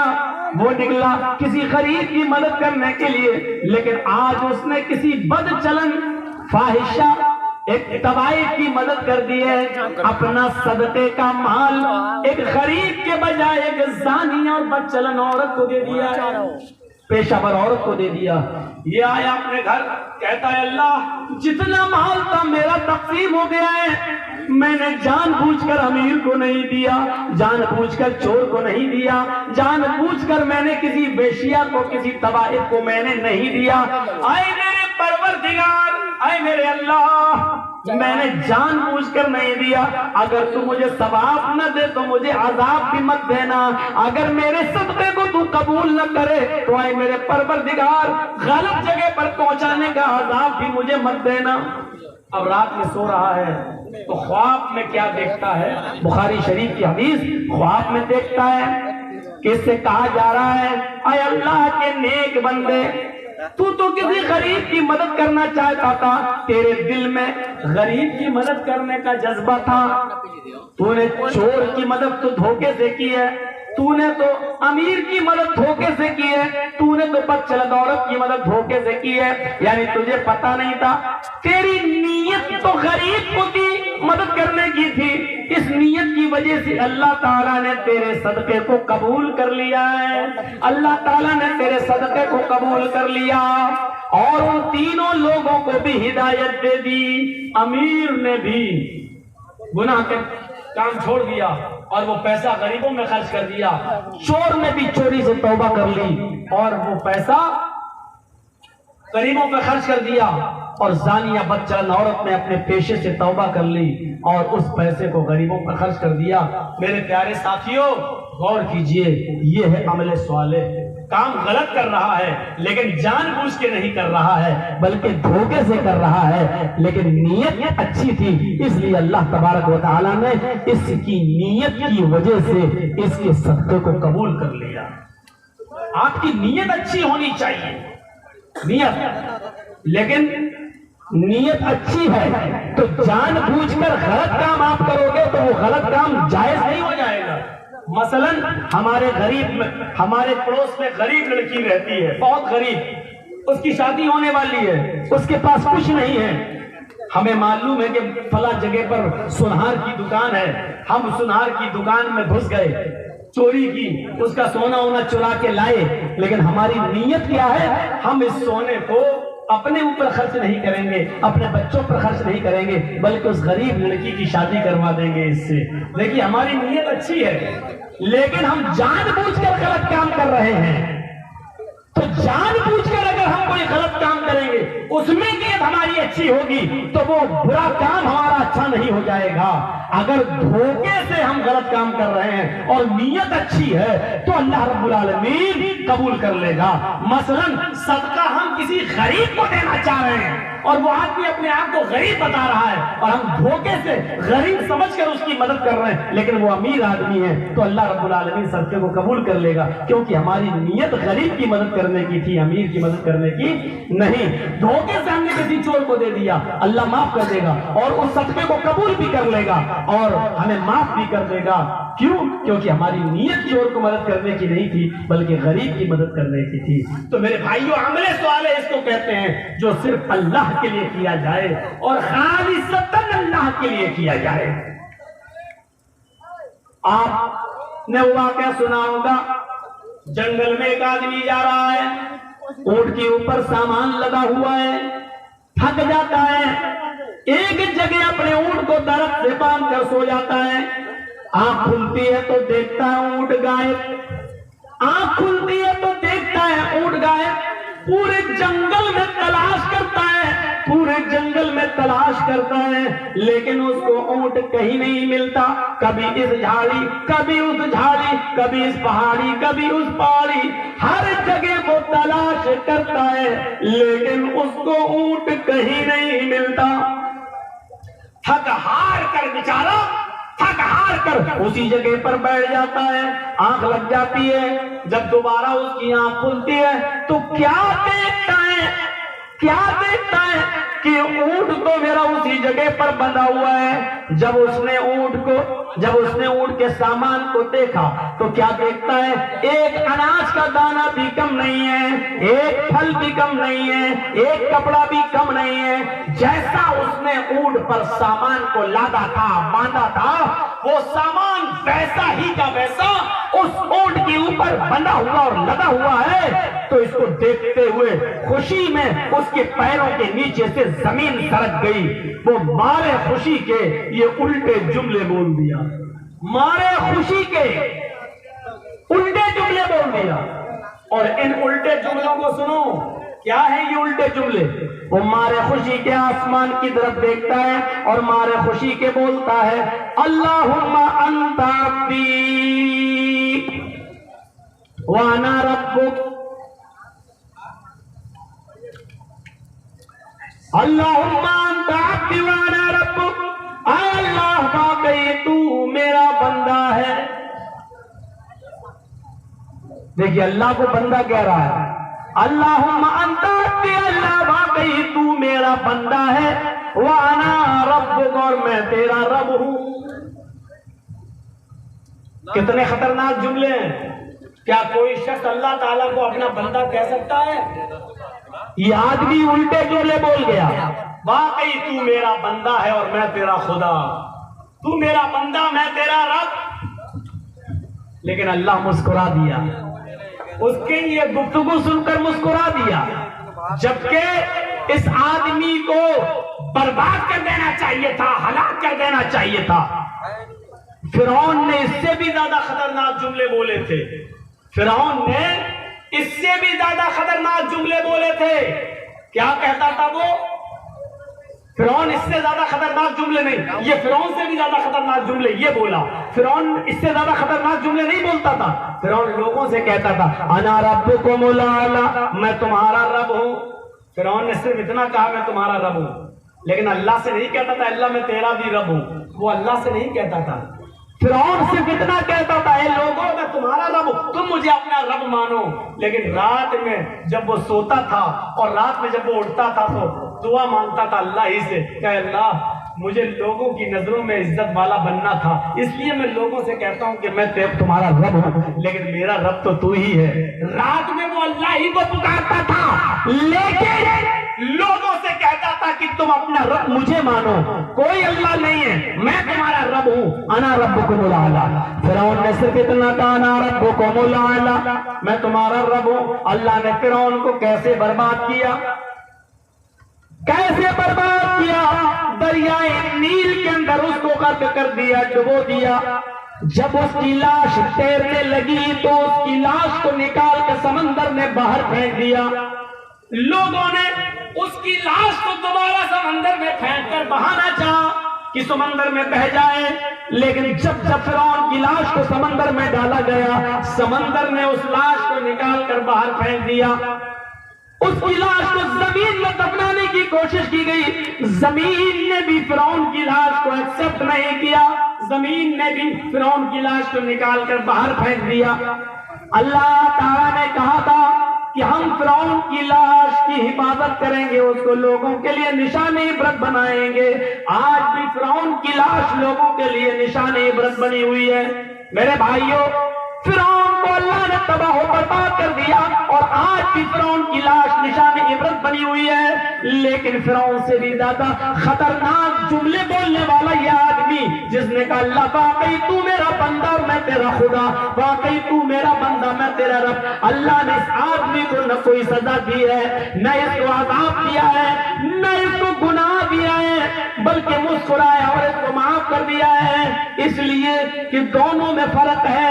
फिरौन जब लोगों से कहता था मैं तुम्हारा रब हूं तो वो जानबूझकर कहता था, और इस आदमी ने जो कहा वाकई तू मेरा बंदा मैं तेरा खुदा, तो ये आमदन नहीं कहा, कसदन नहीं कहा, उसके दिल में ये नियत ही नहीं थी कि मैं अल्लाह को अपना बंदा कहूं, बल्कि मारे खुशी के वो समझ नहीं पा रहा है कि उसके मुंह से क्या निकल रहा है, मारे खुशी के कह गया तू मेरा बंदा मैं तेरा खुदा मैं तेरा रब। वो उल्टे जुमले, हालांकि कहना वो ये चाह रहा था, उसके दिल में नीयत ये थी कि वाकई तू मेरा रब है मैं तेरा बंदा, वाकई तू मेरा रब है मैं तेरा बंदा, लेकिन मारे खुशी के उसकी जबान से निकल गया वाकई तू मेरा बंदा और मैं तेरा रब। तो अल्लाह जानता है, फरमाया इसके दिल में मुझे बंदा मानने की नीयत नहीं थी, मैं दिलों के हाल को जानता हूं, ये दिल से मुझे रब मानता है। हाँ, धोखे से उसकी जबान से निकल गया है, जानबूझकर नहीं, अल्लाह ने माफ कर दिया है। देख रहे हैं आप, अगर यही बात जानबूझकर कह दी जाए तो अब ये बताइए यहां जलसा हो रहा है और हम जानबूझकर शोर कर रहे हैं तो आमदन हंगामा कर रहे हैं, फिर कसदन लोग चिल्ला रहे हैं, उलमा आपको मना कर रहे हैं भाई शोर मत कर, और आप शोर कर रहे हैं, फिर सोचिए आमदन और कसदन है या नहीं। हमें समझना पड़ेगा कि आमले साले क्या है। इतनी सी बात सोचिएगा, इतनी सी बात। एक आदमी को अल्लाह ताला कयामत के दिन बुलाएगा, पूछेगा ए मेरे बंदे बता तूने मेरी राह में क्या किया है, मैंने तो तुझे पूरी जिंदगी दी, तूने क्या किया। वो हंसते हुए आएगा और कहेगा अल्लाह तुझे नहीं मालूम। अल्लाह कहेगा मैं तो सब जानता हूं, लेकिन तेरे मुंह से सुनना, बोल तूने मेरी दी हुई जिंदगी के साथ क्या किया। कहेगा अल्लाह मैंने तेरी जिंदगी को तेरी राह में लुटा दिया, मैं फला फला जंग में गया, लड़ा, कई काफिरों को मारा और फिर मैं मारा गया, काफिरों की तलवार मेरी गर्दन पर लगी और मैं कट गया, तेरी राह में मैं कत्ल किया गया। अल्लाह कहेगा ये फरिश्तो ये झूठ बोल रहा है, आए फरिश्तो ये झूठ बोल रहा है, इसको पकड़ो और इसको जहन्नम के अंदर डाल दो। अब बहस देखिए, बहस। वो आदमी आए कहेगा अल्लाह मैं झूठ बोल रहा हूं, आए अल्लाह क्या मैंने अपने घर और मकान को नहीं छोड़ा था, क्या मैंने अपने बीवी बच्चों को नहीं छोड़ा था, क्या मैंने अपनी बिल्डिंग अपनी प्रॉपर्टी और जमीन और जायदाद को नहीं छोड़ा था, क्या मैं मैदान जंग में नहीं गया था, क्या मैं तलवार नहीं चलाया था, क्या मैं कई काफिरों को मारा न था, क्या काफिरों की तलवार मेरी गर्दन पर नहीं चली थी, क्या मैं उस जंग में मारा नहीं गया। अब सुनो इसके जवाब में अल्लाह क्या कहेगा, इसके जवाब में अल्लाह क्या कहेगा। आए मेरे बंदे ये सच है, आए मेरे बंदे ये सच है कि तू अपने घर से निकला, ये भी सच है कि अपने बीवी बच्चों को छोड़ा, ये भी सच है कि अपनी जमीन और जायदाद को छोड़ा, अपनी प्रॉपर्टी को छोड़ा, ये सच है। जमीन और जायदाद छोड़कर जंग करने गया, सच है। मैदान जंग में पहुंचा, ये भी सच है। आए मेरे बंदे यहां तक सच है कि तू मैदान जंग में लड़ा और कई काफिरों को मारा, ये भी सच है। वो कहेगा अल्लाह फिर मैं भी तो मारा गया। अल्लाह कहेगा ये भी सच है कि काफिरों की तलवार तेरी गर्दन पर लगी और तू मारा गया, ये भी सच है। हाँ तू मारा गया ये सच है, लेकिन मेरी राह में मारा गया ये सच नहीं है। आए मेरे बंदे तू मेरी राह में कहां मारा गया है। तू जब जंग में लड़ रहा था तो तेरे दिल में ये ख्याल आया था कि मैं लड़ूंगा तो लोग मुझे बहुत बड़ा बहादुर कहेंगे। तू सबों को चीरते हुए काफिरों को मारने घुस गया और लड़ रहा था, तलवार चला रहा था। तेरे दिल में ये नीयत थी कि लोग मुझे बहुत बड़ा बहादुर कहें, बहुत बड़ा जंग लड़ने वाला कहें, अरे मेरे बंदे, दुनिया में तू जो चाहता था, तेरे दिल में जो ख्याल आया था, तू जो इज्जत चाहता था वो तो तुझे मिल चुकी। तू जो बहादुरी का टाइटल चाहता था वो तुझे मिल चुका। तूने मेरे लिए जंग थोड़ी लड़ी, तूने तो इसलिए लड़ी कि लोग तुझे बहुत बड़ा बहादुर कहें। बस बहादुरी का टाइटल तुझे मिल चुका दुनिया में। आए फरिश्तों, पकड़ो और डाल दो इसको जहन्नम में। उस आदमी को जहन्नम में डाल दिया जाएगा। मेरे भाइयों सुन लो, चाहे कितने जलसे करा लो, चाहे जितने मदरसे खोल लो, चाहे जितनी नमाजें पढ़ लो और रोजे रख लो, लेकिन इखलास देखो आप। उस आदमी ने बीवी छोड़ी, बच्चे छोड़े। बीवी और बच्चों से दूर रहने की तकलीफ क्या होती है, ये उन लोगों से पूछो जो तो या तो सऊदी में है, या दुबई में है, या अपने बीवी और बच्चों को छोड़कर बाहर काम कर रहे हैं, या जो जेलों की सलाखों में है। बल्कि जेल की सलाखों वालों से ज्यादा दर्द कोई नहीं समझ सकता, क्योंकि जो सऊदी में है, जो दुबई में है, जो बंबई और दिल्ली में है, वो तो कम से कम रोजाना फोन से बात कर लेंगे, वीडियो कॉल करके अपने हालात बता देंगे। लेकिन जेल में रहने वाले लोगों को तो न तो फोन अलाउ होता है, न मोबाइल अलाउ होता है, न वीडियो कॉल अलाउ होता है, न उनको मोबाइल दिया जाता है। उनसे पूछो कि बीवी और बच्चों से दूर रहने की तकलीफ, माँ बाप से दूर रहने की तकलीफ क्या होती है। जहां ये दुआएं हुई कि अल्लाह जल्दी साहब की रिहाई का इंतजाम फरमा, अल्लाह अपने इस बंदे पर रहमो करम फरमा। मैं ऐसे मौलवियों को भी जानता हूं जिन्होंने ये दुआ की कि अल्लाह इनको कुछ दिन और जेल में रहने दे, ताकि मेरी रोजी रोटी चल रही है वो चलती रहे। मैं ऐसे मौलवियों को भी जानता हूं और मेरे पास उसके प्रूफ हैं। मैं ऐसे मौलवियों को भी जानता हूं कि मेरी गैर मौजूदगी में, जो कभी मेरी मौजूदगी में जिनकी शक्लें नहीं दिखती थी, वो मेरी गैर मौजूदगी में बरसाती मेंढक की तरह निकलने लगे। और जो हमारे बहुत नजदीक होने के बावजूद भी मेरे भाइयों हमारी शक्ल देखने के लिए हमसे मिलने तक नहीं आ सके। मेरे प्यारे साथियों, तसव्वुर करो कि केरल से लोग मिलने आए, कश्मीर से मिलने आए, हमसे मिलने के लिए लोग दिल्ली से आए, हमसे मिलने के लिए लोग झारखंड से आए, बिहार से आए, बंगाल से सबसे ज्यादा आए, यूपी के चप्पे चप्पे से लोग आए, उड़ीसा से मिलने आए, मेरे पास कर्नाटक से लोग मिलने आए, आंध्र प्रदेश से लोग मिलने आए, हमसे मिलने आए यहां से लोग। और कोई शख्स 3 किलोमीटर 5 किलोमीटर की दूरी पर हमारी जेल से रहकर हमसे मिलने ना आ सका हो। मेरे भाइयों, तसव्वुर करो, ऐसे लोगों को भी मैं जानता हूं और ऐसे लोगों को भी मैं जानता हूं जिन्होंने बाकायदा दुआएं की हैं, अल्लाह 6 महीना और 1 साल और उनको जेल की सलाखों में रहने दे, ताकि हमारी कम से कम रोजी रोटी हो जाए, हमारी कम से कम दुकान चल रही है तो चलने दो। हाय, ये कौम किस हद तक गिर चुकी है और जा चुकी है। मुझे जब पता चला और जब मुझे दिखाया गया तो मैंने उनसे कहा कोई बात नहीं, चमारों की बद्दुआओं से भैंसें नहीं मरा करती हैं। अल्लाह भी वही दुआ कबूल करता है जो कबूल करने के लायक हो। दुआ करने का हक है सबको, लेकिन सुनने का हक अल्लाह का है। वो वही सुनेगा जो जिसको वो चाहेगा। चाहे तो इब्राहिम अलैहिस्सलाम को 85 साल तक बेटा न दे, चाहे तो जकरिया को भरी जवानी में औलाद न दे, और बुढ़ापे में जब बाल सफेद हो गए हो तब अल्लाह ताला उनको बेटा दे।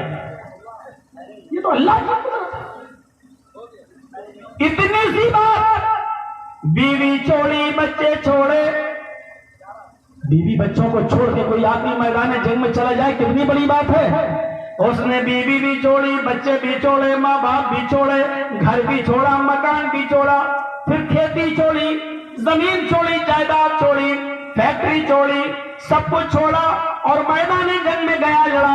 कई काफिरों को उसने मारा भी, कई काफिरों को मारा भी और मारते मारते खुद मर भी गया, कत्ल भी कर दिया गया, लेकिन इस कत्ल होने के बावजूद जहन्नम में जा रहा है। गौर करो मेरे साथियों, गौर करो, इबादत की रूह को समझने की कोशिश करो, अमल को समझने की कोशिश करो, इखलास को समझने की कोशिश करो, अमल साले को समझने की कोशिश करो।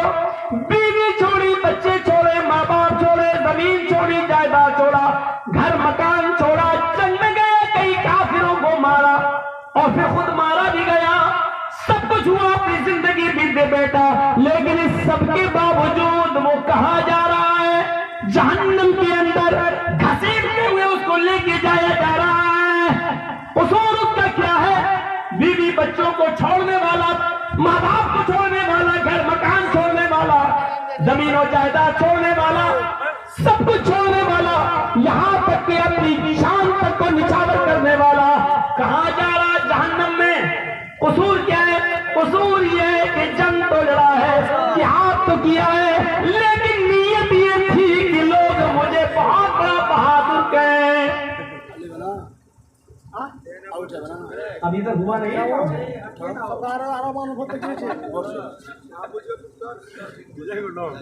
उसका क्या कसूर है जब स्टेज पे बैठे हुए लोग जब बोलेंगे? उनका क्या कसूर है?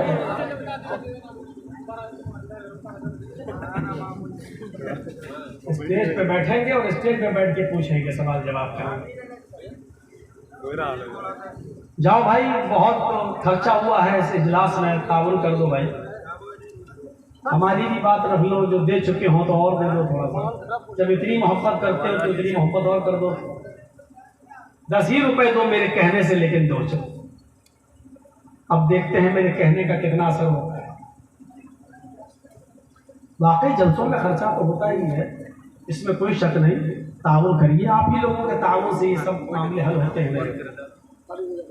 दीजिए दीजिए, आप लोग दीजिए, मजीद दे दीजिए। अभी तक हमने नहीं कहा, तब हमने कह दिया है, थोड़ा सा और बढ़ चढ़ के हिस्सा ले लीजिए। अल्लाह ताला आपको इसका अजर अजीम अता फरमाएगा। और नियत में सुनी चुके हो, अब इस नियत से दो कि अल्लाह रब्बुल आलमीन हमें इसका अजर अजीम अता फरमाए, जो कुछ भी हो अल्लाह इसमें बरकत अता फरमाए। अब इस नियत से देख रहे हैं, इतनी सी बात पर जहन्नम में जा रहा है, जबकि उससे बड़ी कुर्बानी कोई दी। आप तो अभी 1 महीने 1.5 महीने के बाद बकरे की कुर्बानी दे देंगे, हैं? किसी बड़े जानवर की कुर्बानी दे देंगे, 7 लोग उसमें हिस्सा लगा लेंगे। आप जानवर, इसने तो बीवी की कुर्बानी दी, बच्चों की कुर्बानी दी, माँ बाप की कुर्बानी दी, भाई बहनों की कुर्बानी दी, चल दिया, घर मकान छोड़ दिया, जमीन जायदाद छोड़ दी, खेती बाड़ी छोड़ दी, फील्ड छोड़ दी, फैक्ट्री छोड़ दी, मैदान जंग में चला गया, लड़ा, कई काफिरों को मारा, उनको जहन्नम में पहुंचाया भी, लेकिन फिर काफिर की तलवार इसके गर्दन पे चल गई और ये मर गया, ये शहीद हो गया, लेकिन इसके बावजूद जहन्नम में जा रहा। क्यों? सिर्फ इतनी सी बात पर कि इसने ये नहीं सोचा था कि इस पर सवाब मिले, बल्कि ये कहा था, काश लोग मुझे बहुत बड़ा बहादुर कहें, देखो लोग मुझे कितना बड़ा लड़ने वाला कहें। इतनी सी बात पर जहन्नम में चला गया। यानी पूरा जिहाद बेकार, पूरा जिहाद बेकार। कोशिश करिए, आप कोई भी इबादत करें, अगर वो इज्तिमाई नहीं है तो अकेले में करें, ज्यादा बेहतर है। मसलन दुआ, बेहतर है कि रात के अंदर तारीकी में रात के उठिए और वुजू बनाइए और रात के तकरीबन 2 बजे के बाद 3 बजे के बाद उठिए तो और अच्छा। वुजू बनाइए, 2 रकात नमाज नफिल पढ़िए, 4 पढ़िए, 6 पढ़िए, जितनी इस्तिताअत हो उतनी पढ़िए, और उसके बाद में सजदे में हो तो सजदे में या वैसे हाथ उठाकर या हाथ छोड़कर जैसे चाहे आप दुआ मांगिए, अल्लाह रब्बुल आलमीन के सामने गिड़गिड़ाइए। वो दुआ आपकी जो कबूल होगी मेरे भाइयों, वो मौलवी जलजीज के हाथ उठाकर दुआ मांगने से और आपके आमीन आमीन कह देने से मसला हल नहीं हो जाएगा। उस दुआ में जो बरकत होगी वो इसमें नहीं, उस दुआ के अंदर जो तासीर होगी वो इस दुआ में नहीं। उस दुआ को कबूल करने के लिए अल्लाह 7वें आसमान से पहले आसमान आसमान पे आ जाता है, अर्श से उतरकर वो पहले आसमान पर आ जाता है और कहता है मेरा कोई बंदा जो मुझे पुकारे मैं उसकी पुकार को सुनूं, है मेरा कोई बंदा जो मुझे पुकारे, मेरे सामने गिड़गिड़ाए मैं उसके रोने को सुनूं, मैं उसकी फरियाद सुनूं, मैं उसका दामन भरूं। मेरे भाइयों, ये दुआ होनी चाहिए। इखलास किसी का नाम है कि किसी को पता न चले और आप मांगिए अल्लाह से, गिड़गिड़ाइए अल्लाह से। मैं दिल्ली के उस मदरसे को आज भी जानता हूं और जब मैं दिल्ली जाता हूं तो उस मदरसे का एक चक्कर जरूर लगाता हूं, जिस मदरसे की बुनियाद एक बहुत बड़े आलिम दीन ने रखी थी, जिस मदरसे की बुनियाद एक बहुत बड़े आलिम दीन ने रखी थी, लेकिन उनका अमल आपको नहीं मालूम। उनका अमल क्या था? नौजवानों सुनो और रश्क करोगे आप। सुनो, आए अपने मोबाइल में मौलाना जर्जीस की सेल्फियां लेने वालों, अपने घरों पर आकर मौलाना की सेल्फियां लेकर अपने यार दोस्तों में शेयर करने वालों और ये जताने वालों कि देखो मैं मौलाना से मिल के आया हूं, देखो मौलाना साहब मेरी दुकान पे आए थे, देखो मौलाना साहब मेरे घर में आए थे। आप अपनी तकब्बुर और अपने घमंड जताने वालों, अपने मोबाइलों में सेल्फियां कैद करने वालों, फोटो को लेने वालों, सुनो अल्लाह के नेक बंदे किस किस तरीके से बचा करते थे कि लोगों के सामने मेरा चेहरा ना आए। मैं उनके एक बुजुर्ग बेचारे मदरसा चला रहे हैं, बुनियाद रखे हैं और हाल उनका यह था कि जब रात होती थी ईशा की नमाज पढ़ने के बाद वो चुपके से अपने घर से निकलते थे। मेरे मदरसे में 50 बच्चे पढ़ते हैं, 60 बच्चे पढ़ते हैं, इन बच्चों का गुजर बसर कैसे होगा? किसी के सामने हाथ फैलाने में, ज़कात लेने में शर्म आती थी कि लोग ये ना कहें कि देखो 100 रुपए चंदा मिलता, 50 खा लेता होगा, 50 बच्चों पे खर्च करता है। इस तंज से बचने के लिए वो ज़कात वसूल नहीं करते थे, चंदा नहीं करते थे, लेकिन इस मदरसे के बच्चों को कैसे पाला जाए, उनके खाने पीने का इंतजाम कैसे हो, इसके लिए वो रात की तारीकी में इशा की नमाज के बाद वो घर से निकलते थे और स्टेशन पे चले जाया करते थे, प्लेटफॉर्म पे चले जाया करते थे। उस वक्त ट्रेनें कोयले के इंजन से चला करती थी, बिजली के तार से नहीं, इलेक्ट्रिक इंजन नहीं थे, कोयले वाले इंजन हुआ करते थे। मेरे भाइयों, उस वक्त वो स्टेशन पे जाया करते थे और कुलीगिरी का काम किया करते थे, लोगों का सामान उठाकर अपने सर पर लादते थे और उनको बाहर तक छोड़ने जाते थे। पूरी रात वो जो कमाते थे, सुबह होकर वो अपने मदरसे के बच्चों पर वो कमाई खर्च करते थे। एक दिन आप किसी बिहार से कुछ बच्चे पढ़ने के लिए गए, स्टेशन पर उतरते हैं दिल्ली के, रात के 10 बजे उनकी ट्रेन दिल्ली प्लेटफॉर्म पे पहुंचती है। इन बच्चों की नजरें लंबी दाढ़ी वाले बुजुर्ग के चेहरे पर पड़ती है जो कुली के ड्रेस में। इन बच्चों ने उसको बूढ़ा समझकर और कुली समझकर आवाज दी और अपना आदमी, अपना भाई समझकर आवाज दी, ए बाबा इधर आओ, कुलियो, सामान उठाओगे? हाँ। लेके चलोगे? हाँ। क्या पैसे लोगे? बेटा कहाँ आए हो? अरे वो ये मदरसा है ना फला जगह, वहां हम पढ़ने के लिए जा रहे हैं, वहां में दाखिला लेना है। बेटा जो मर्जी हो दे देना। नहीं बाबा पैसे बताओ कितने लोगे? बच्चों तुम पढ़ने आए हो, कुरान पढ़ने आए हो, हदीस पढ़ने आए हो, जो मन में आए दे देना, ना हो कोई बात नहीं, लाओ बच्चों सामान। वो लड़के कहते नहीं पहले पैसे बताओ। उन्होंने कहा मैंने बेटा कह तो दिया, जो तुम्हारी मर्जी होगी दे देना, रख लेंगे। और ये कहते कहते उसने उन बच्चों का सामान अपने सर पर लाद लिया और लाद कर वो सामान जब पहुंचा बाहर प्लेटफॉर्म के बाहर, उन बच्चों को कहा कि लो यहां से बस मिल जाएगी, इतने नंबर की बस और फला फला जगह चले जाना। उन बच्चों ने पैसे निकाल कर उस बुजुर्ग की जेब में डालना चाहा। उस बुजुर्ग ने वो पैसा उन बच्चों के हाथ में थमाते हुए कहा बेटा तुम लोग अल्लाह के नबी के मेहमान हो, कुरान सीखने आए हो, हदीस पढ़ने आए हो, क्या मुझे अल्लाह के रसूल के मेहमानों की इतनी भी खिदमत करने की तौफीक नहीं मिलनी चाहिए? मुझसे मुझे पैसा दोगे? क्या मुझे इतना भी सवाब लेने का हक नहीं है कि मैं फ्री में तुम्हारा सामान उठा दूं? तुम रसूलुल्लाह के मेहमान हो। और ये कहकर उनके पैसे वापस करके ये बुजुर्ग चल देता कुली का काम करने। ये बिहार से जाने वाले बच्चे उस बुजुर्ग को देखते रहते हैं और उस वक्त तक अपना सामान नहीं उठाते हैं जब तक कि वो बुजुर्ग उनकी आंखों के सामने प्लेटफॉर्म से दूर नहीं हो जाता है, चला नहीं जाता है।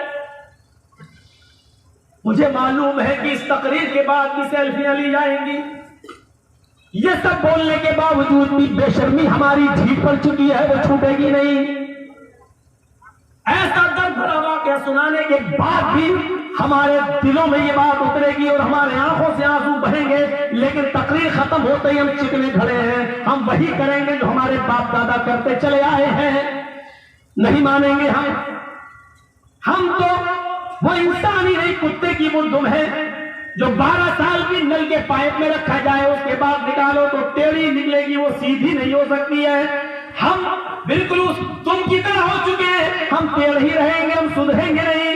मौलाना जर्जी साहब, आप यहाँ आओ ना हो क्या फर्क पड़ता है? आप नहीं आएंगे, दूसरे आएंगे। आपके स्टाइल में तकरीर करने वाले अब तो बेशुमार पैदा हो चुके हैं, हम उनसे भी काम ले लेंगे। हाँ हाँ लीजिए, हम शौक से कहते हैं कि अब हमें बख्शिए मेरे भाइयों, अब हम इतनी जिद बर्दाश्त नहीं कर पाएंगे।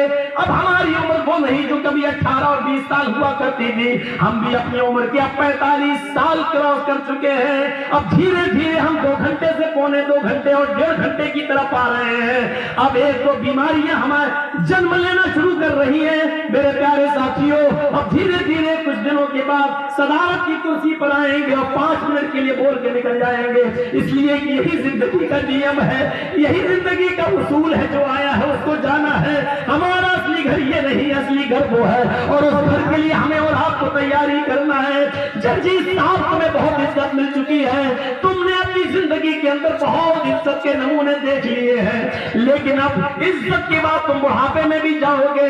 अब दूसरी कौम आएगी और दूसरी नस्लें आएंगी और दूसरे लोग इसको अब इस मसलक को जिंदा रखेंगे। ये दुनिया का उसूल है, ये दुनिया का ज़ाब्ता है। हम आए हैं तो यहाँ से जाना भी है। कुल्लु नफ्सिन ज़ाइक़तुल मौत, हर नफ्स को मौत का मजा चखना है। ऐनमा तकूनु युद्रिकुमुल मौत वलौ कुंतुम फी बुरूजिन मुशय्यदा, मौत तुम्हें उधर भी आ जाएगी जहां तुम छिपना चाहते हो। चाहे तुम बड़े बड़े किलों में चले जाओ, बड़े बड़े सुतूनों में छुप जाओ, जमीन के गहराइयों में चले जाओ, मेरे भाइयों बंकरों में छुप जाओ, कहीं भी चले जाओ, मौत तुम्हें उधर भी आ पकड़ेगी। मौत तुम्हें उधर भी आ पकड़ेगी। अंतरिक्ष में जाने वाला, चांद के बाद मरीख का सफर करने वाला, प्लाटो नाम के सितारे पर सफर करने वाले का कनेक्शन जब दुनिया से टूट जाता है और जब वो आसमान से गिरता है तो पूरी दुनिया में उसके लिए दुआएं हो रही हैं। मेरे भाइयों, आखिरकार वो फिजाओं में जाता है और गायब हो गया है। आज तक पता नहीं चला कि वो कहाँ है। तुम आसमान की बुलंदियों में चले जाओ, मौत तुम्हें उधर भी आ पकड़ेगी। तुम बंकरों में छिप जाओ, पूरे 10 साल तक छिपा रहा, अपने आप को बंकरों में छिप कर बचाया रहा, लेकिन देख लो एक दिन सद्दाम हुसैन भी किसी बंकर में पकड़ा ही जाता है और आखिरकार पकड़ा गया और फिर मुकदमा चला और तख्तेदार पे लटका दिया गया। ऐनमा तकूनु युद्रिकुमुल मौत, तुम जहां कहीं भी जाना चाहो चले जाओ, मौत तुम्हें उधर भी आ पकड़ेगी, मौत तुम्हें अपने शिकंजे में ले लेगी। मेरे भाइयों, उस आलिम को देखो जो रात में कुलीगिरी का काम कर रहा है, वो आंखों से ओझल हो गया और ये बच्चे बस पकड़कर मदरसे चले आए। सुबह होकर इसी आलिम दीन को मदरसे में इंटरव्यू लेना था। 10 बजे जब ऑफिस खुलता है और बच्चे जब इंटरव्यू देने के लिए ऑफिस में कदम रखते हैं, इन बच्चों की नजर जब उस दाढ़ी वाली बुजुर्ग हस्ती पर पड़ती है तो पैरों के नीचे से जमीन सरक जाती है। ये तो वो बुजुर्ग मौलाना है जो कल स्टेशन पर लाल रंग का कुर्ता पहनकर कुलीगिरी का काम करके हमारा सामान उठा रहा था और आज हमारा इंटरव्यू ले रहा है। आज हमारा उस मौलाना ने इंटरव्यू नहीं लिया, सिर्फ इतना कहा, मेरे बच्चों तुम मेहमान रसूल बनकर आए हो, तुम्हारे माँ बाप ने तुम्हें पढ़ने भेजा है। मैंने तुम्हारा एडमिशन कल रात ही में कर लिया है। जब तुम स्टेशन पर मिले थे, मैं तुम्हें यहाँ से लौटाना नहीं चाहता हूँ। तुम्हारे माँ बाप ने जिन उम्मीदों से तुम्हें भेजा है, बस उन उम्मीदों पे खड़े उतरना, कुरान और हदीस के सिपाही बनना, इस्लाम का प्रचार करना, तबलीग करना। तुम्हारा एडमिशन हो गया। और हाँ, कल जो वाकया तुम्हें स्टेशन पर नजर आया था, उस वाकये को वही भूल जाना। मेरे किसी स्कूल के तालिब इल्म को वो मंजर मत बताना।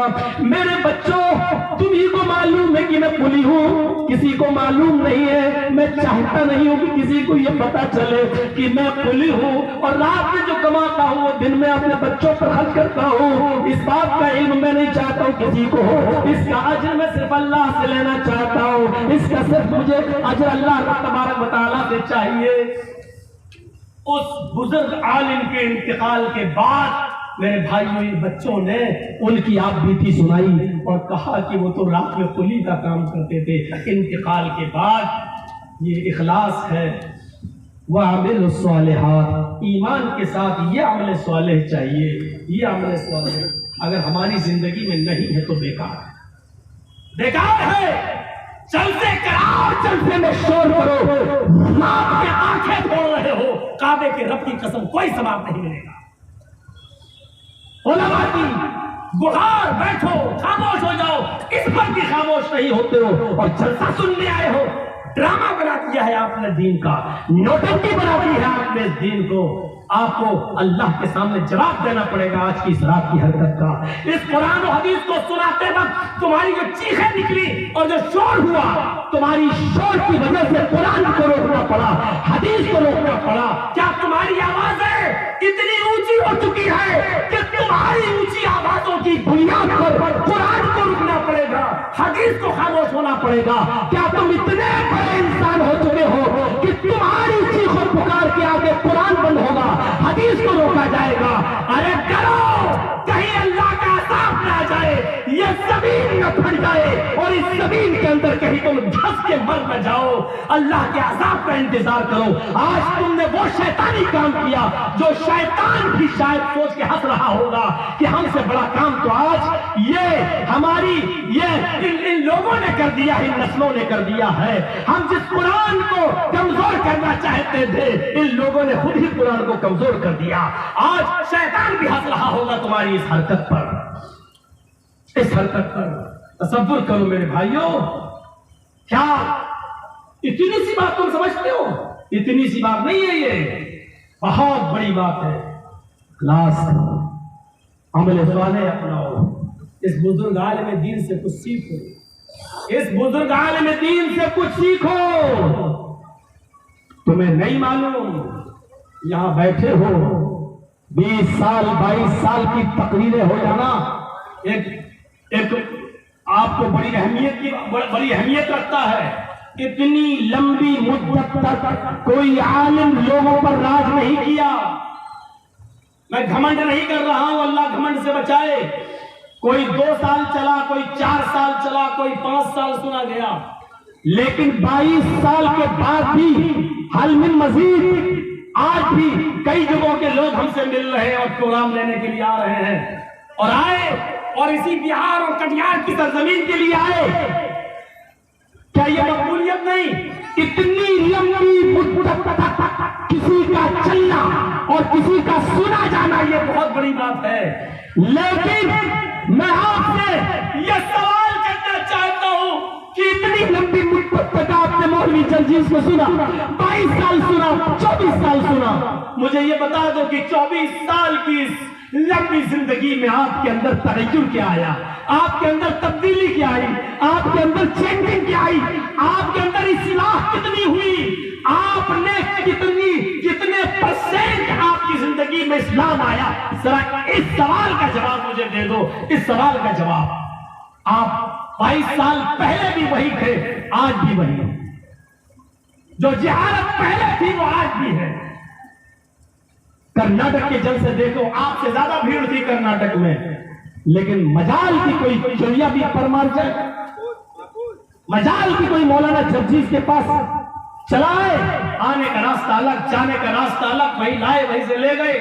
किसने कहा कि जलसा खत्म करने के बाद मुसाफा करो? कौन कहता है कि मुसाफा करने से तुम्हारे गुनाह छल जाएंगे और तुम जन्नत में चले जाओगे? कौन सी हदीस में लिखा है कि जलसा खत्म हो टूट पड़ो? ये सारी बातें जिहालत पर मबनी है।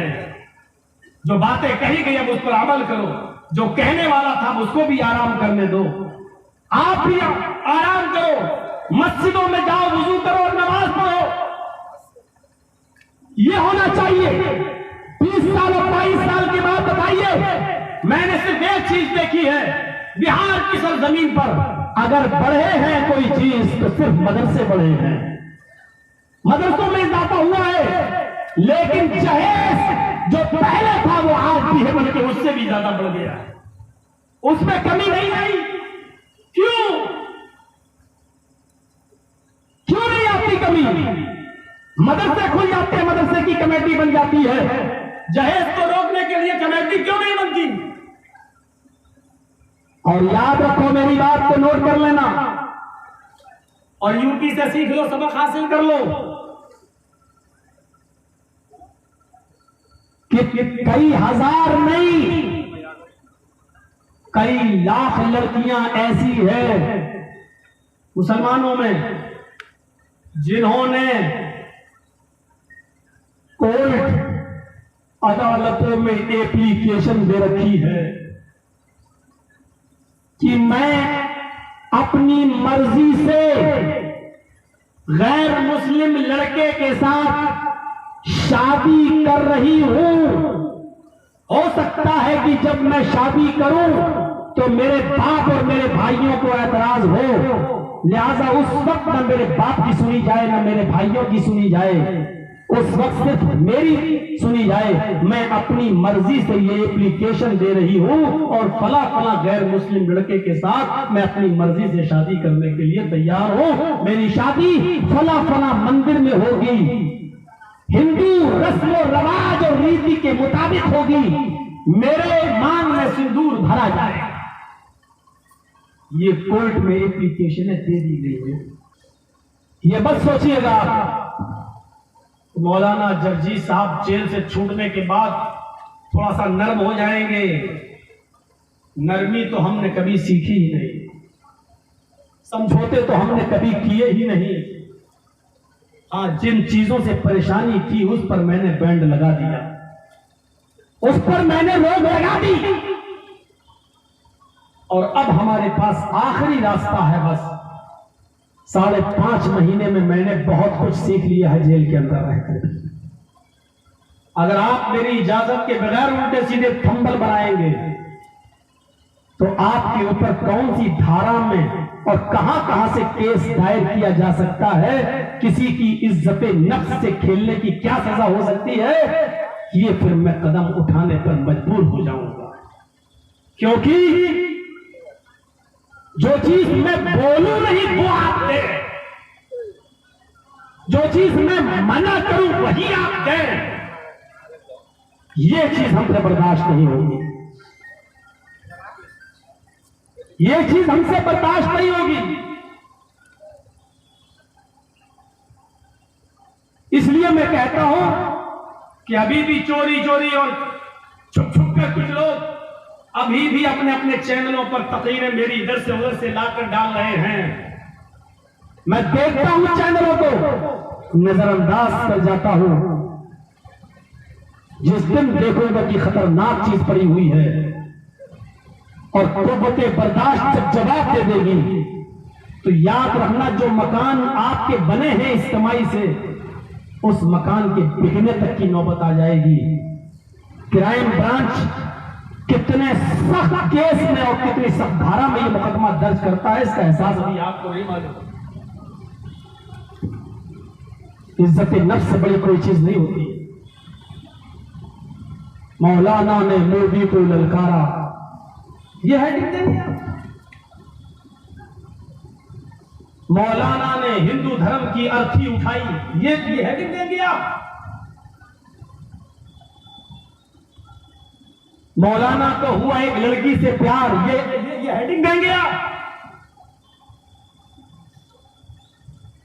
मौलाना से मिलने आई एक लड़की, ये हेडिंग देंगे आप?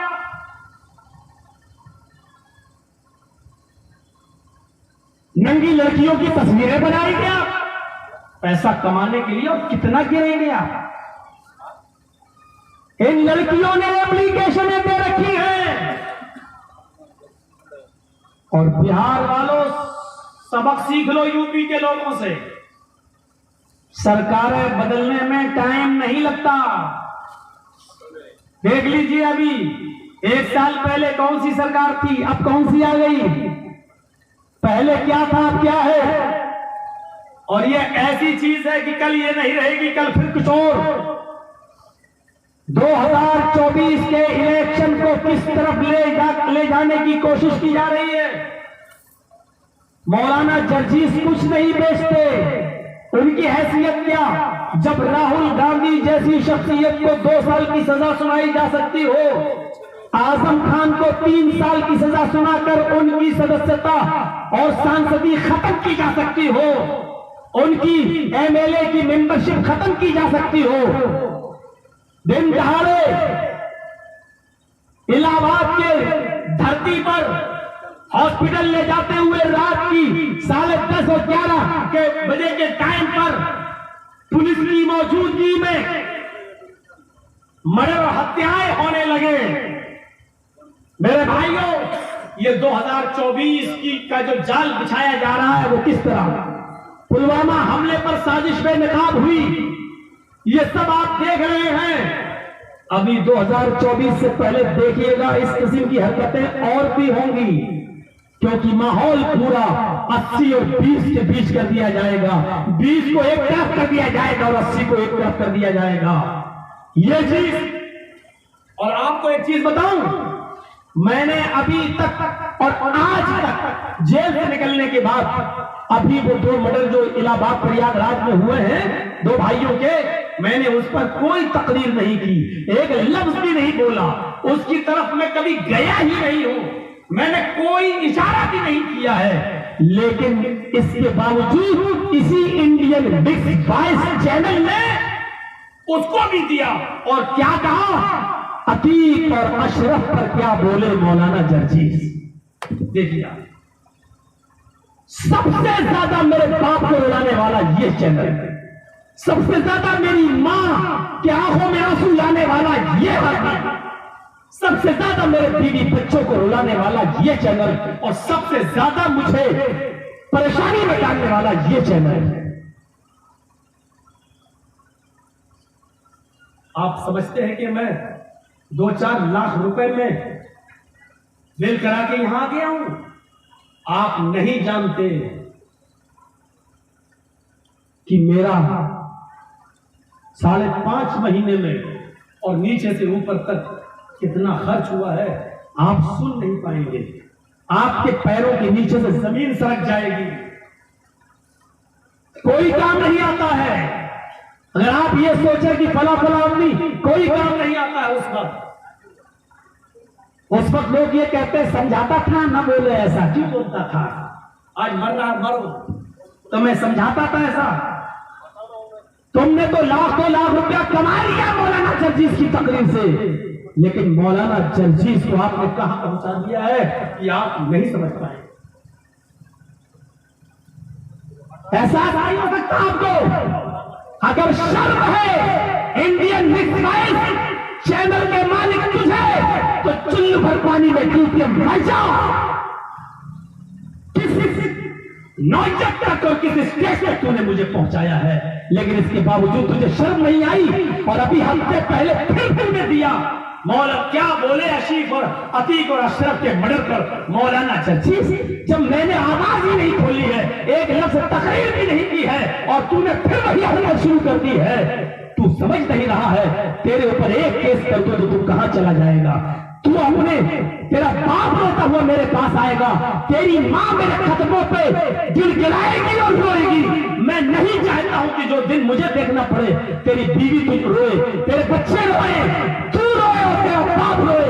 मैं नहीं नहीं चाहता हूं कि मैं तुझे उस नौयत तक पहुंचाऊं, लेकिन अगर तूने मुझे मजबूर किया तो मैं किसी भी हद तक जा सकता हूं, किसी भी हद तक जा सकता हूं। मैं बरसरेआम इस ऐलान को कर रहा हूं, वहां तक पहुंच जानी चाहिए मेरी बात। मैं किसी भी हद तक जा सकता हूं।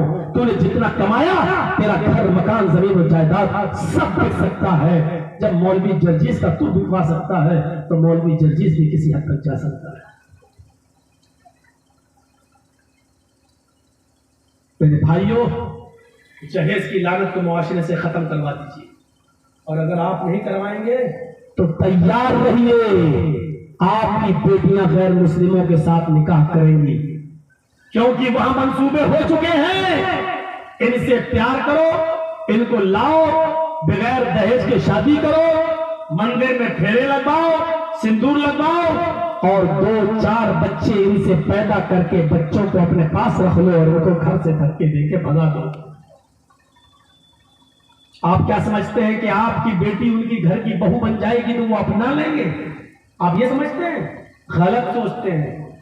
जो कौम आज तक हरिजनों को नहीं अपना सकी, जो कौम शूद्र को आज तक नहीं अपना सकी, जिसके धर्म में आज तक शूद्र मंदिर में जाकर पूजा नहीं कर सकता, हरिजन उनके मंदिर में घुस नहीं सकता, वो हरिजन की थाली में खाना नहीं खा सकते, वो शूद्र के साथ बैठकर उनके घर में एक चटाई पर बैठ नहीं सकते।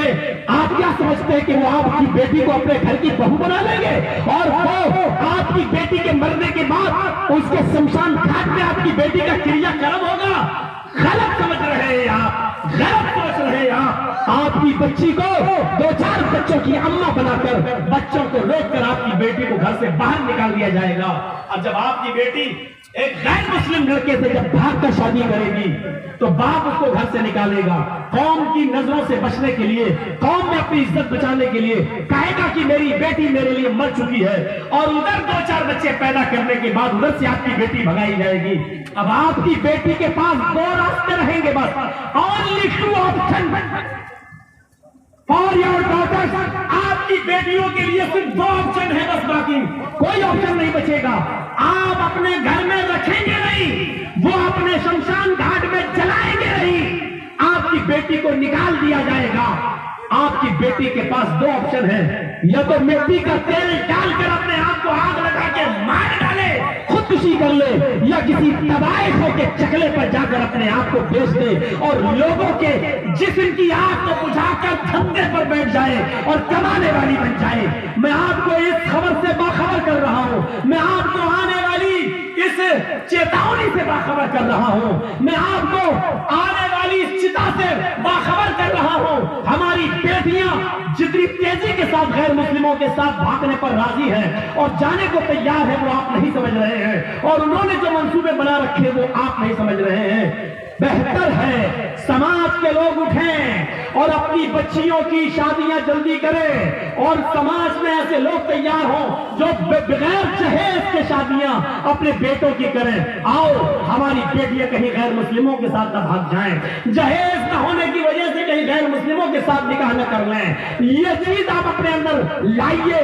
समाज के लोगों, आए समाज के चौधरियों, आए समाज के ठेकेदारों, आए समाज के प्रधानों, आए समाज के कारसेवकों, अगर तुम्हें इन बच्चियों की इज्जत और नामूस की फिक्र है तो इनकी शादी का इंतजाम करो, इनका जल्द से जल्द निकाह करवाओ और इनका घर बसवाओ, वरना मेरी दूरस्थ निगाहें देख रही हैं हमारी लड़कियां गैर मुस्लिमों के घरों की बहुएं बनाई जाने वाली हैं। 2-4 बच्चों के पैदा होने के बाद उनको घरों से निकाला जाएगा, उनको निकाला जाएगा। जो कौम आज तक अपने शूद्रों को इंसाफ नहीं दे सकी, अपने हरिजनों को इंसाफ नहीं दे सकी, वो आपकी बेटियों को अपनाएगी। ये तसव्वुर भी मत करना, ये गलतफहमी भी अपने दिमागों में मत पालना। अब वही चैनल वाले यहां होते और ये तकरीर होती हमारी, तो बताओ क्या होता? इस पर क्या थंबल बनाते और यूट्यूब पर क्या डालते, और पता चला कि जर्जीस साहब जैसी यूपी पहुंचते, उसके बाद घर से पुलिस उठा के ले जाती और फिर भड़काऊ बयान में उनको अंदर कर देती। इनकी तो रोजी रोटी चल रही है। आप बदरुज्जमा साहब को देख लो, बेचारा मौलाना बदरुज्जमा साहब को डांट लगाना पड़ी चैनल वालों को। मौलाना अब्दुल गफ्फार साहब को देख लो, उनको कहना पड़ा, उनके साथ सलूकी हो रही है। जो उठे हैं बेचारे छोटे छोटे लोग जो अभी बड़ा बनना चाहते हैं, उनकी तकरीरें डालो, उनको मशहूर करो। हमें शोहरत की जरूरत नहीं, अल्लाह ने बहुत दे दी है, बहुत दे दी है। हमें तो अल्लाह ने इतनी इज्जत दी कि जब हम सऊदीया में हज करने के लिए गए, मौलाना हारून साहब और मौलाना असगर साहब हमारे साथ थे। पूछिएगा, मौलाना हारून साहब गवाह हैं। जब मैं खाने काबा में नमाज पढ़ रहा था तो एक आदमी मेरे बाएं तरफ नमाज पढ़ रहा था, पाकिस्तानी था। जब मैंने सलाम फेरा, इमाम हरम ने सलाम फेरा, सलाम वालेकुम रहमतुल्लाह, तो जब मैंने सलाम फेरा दाएं तरफ, और जब इमाम साहब ने बाएं तरफ सलाम फेरा, तो मैंने जब बाएं तरफ फेरा, लेकिन वो पाकिस्तानी आदमी बाएं तरफ सलाम ही नहीं फेर रहा, मुझे देखता चला जा रहा। तो मौलाना हारून साहब ने उसका चेहरा घुमा के कहा कि भाई इधर भी पहले सलाम फेर लो, ये वही है जो तुम समझ रहे हो। मौलाना जल्दी साहब उसने लगाया, गले से और सीने से लगाया, और फिर हम लोगों को होटल ले गया, खाना आना खिलाया पाकिस्तानी होटल में। मैं आपकी शोहरत का मोहताज नहीं हूं, अल्लाह ने मुझे दी है, इज्जत दी है। और फेसबुक पर कुछ भी लिख डालो, कुछ नहीं कर पाओगे। तो ये आंधी है, ये सैलाब है, इज्जत और सरबुलंदी का जो अल्लाह की तरफ से मुझे मिला है। उड़ जाओगे अगर तुम मुझे जलील करने की कोशिश करोगे, मिट जाओगे तुम खुद अगर तुम मुझे मिटाने की कोशिश करोगे। क्योंकि अल्लाह की तरफ से जब किसी को इज्जत और बुलंदी दी जा रही हो, उसको कोई मिटाना चाहेगा तो उस तूफान में, उस सैलाब में खुद बह जाएगा, उस सैलाब में वो खुद तबाह बर्बाद हो जाएगा, वो खुद मिट जाएगा, लेकिन मिटा नहीं सकता किसी को। मैं उस वक्त तक बाइज्जत रहूंगा। जेल में जाने के बाद फिर किसकी इज्जत रहती है? लेकिन जेल में जाने के बाद भी जिसको इज्जत हो, और जेलर उठ के आता हो जिसके लिए नमाज पढ़ाने के लिए अगर दिया जाता है इतने लोगों में, तो मुझे दिया जाता है कि लो आज के बाद तुम नमाज पढ़ाओगे। मेरे भाइयों, जो काम मैं यहाँ करता था वही काम मुझे हो। ये अलग बात है कि यहाँ हजारों में करता हूँ, वहां 2, 4, 5, 6 लोग नहीं, 200, 400, 500 लोगों में करना पड़ता है, लेकिन काम वही होता है मेरा। मेरे भाइयों, अगर किसी के बीवी और बच्चे ना हो, मैं तो कह रहा हूँ, अगर किसी के बीवी बच्चे माँ बाप ना हो, तो जेल से ज्यादा सुकून कहीं नहीं है। जेल में अगर कोई टेंशन किसी को होती है तो सिर्फ माँ बाप की और बीवी बच्चों की। मेरे बाप बीमार हो, उनका इलाज कैसे होगा, मेरे बच्चों की फीस कैसे भरी जाएगी, बेटा बीमार होगा तो क्या होगा।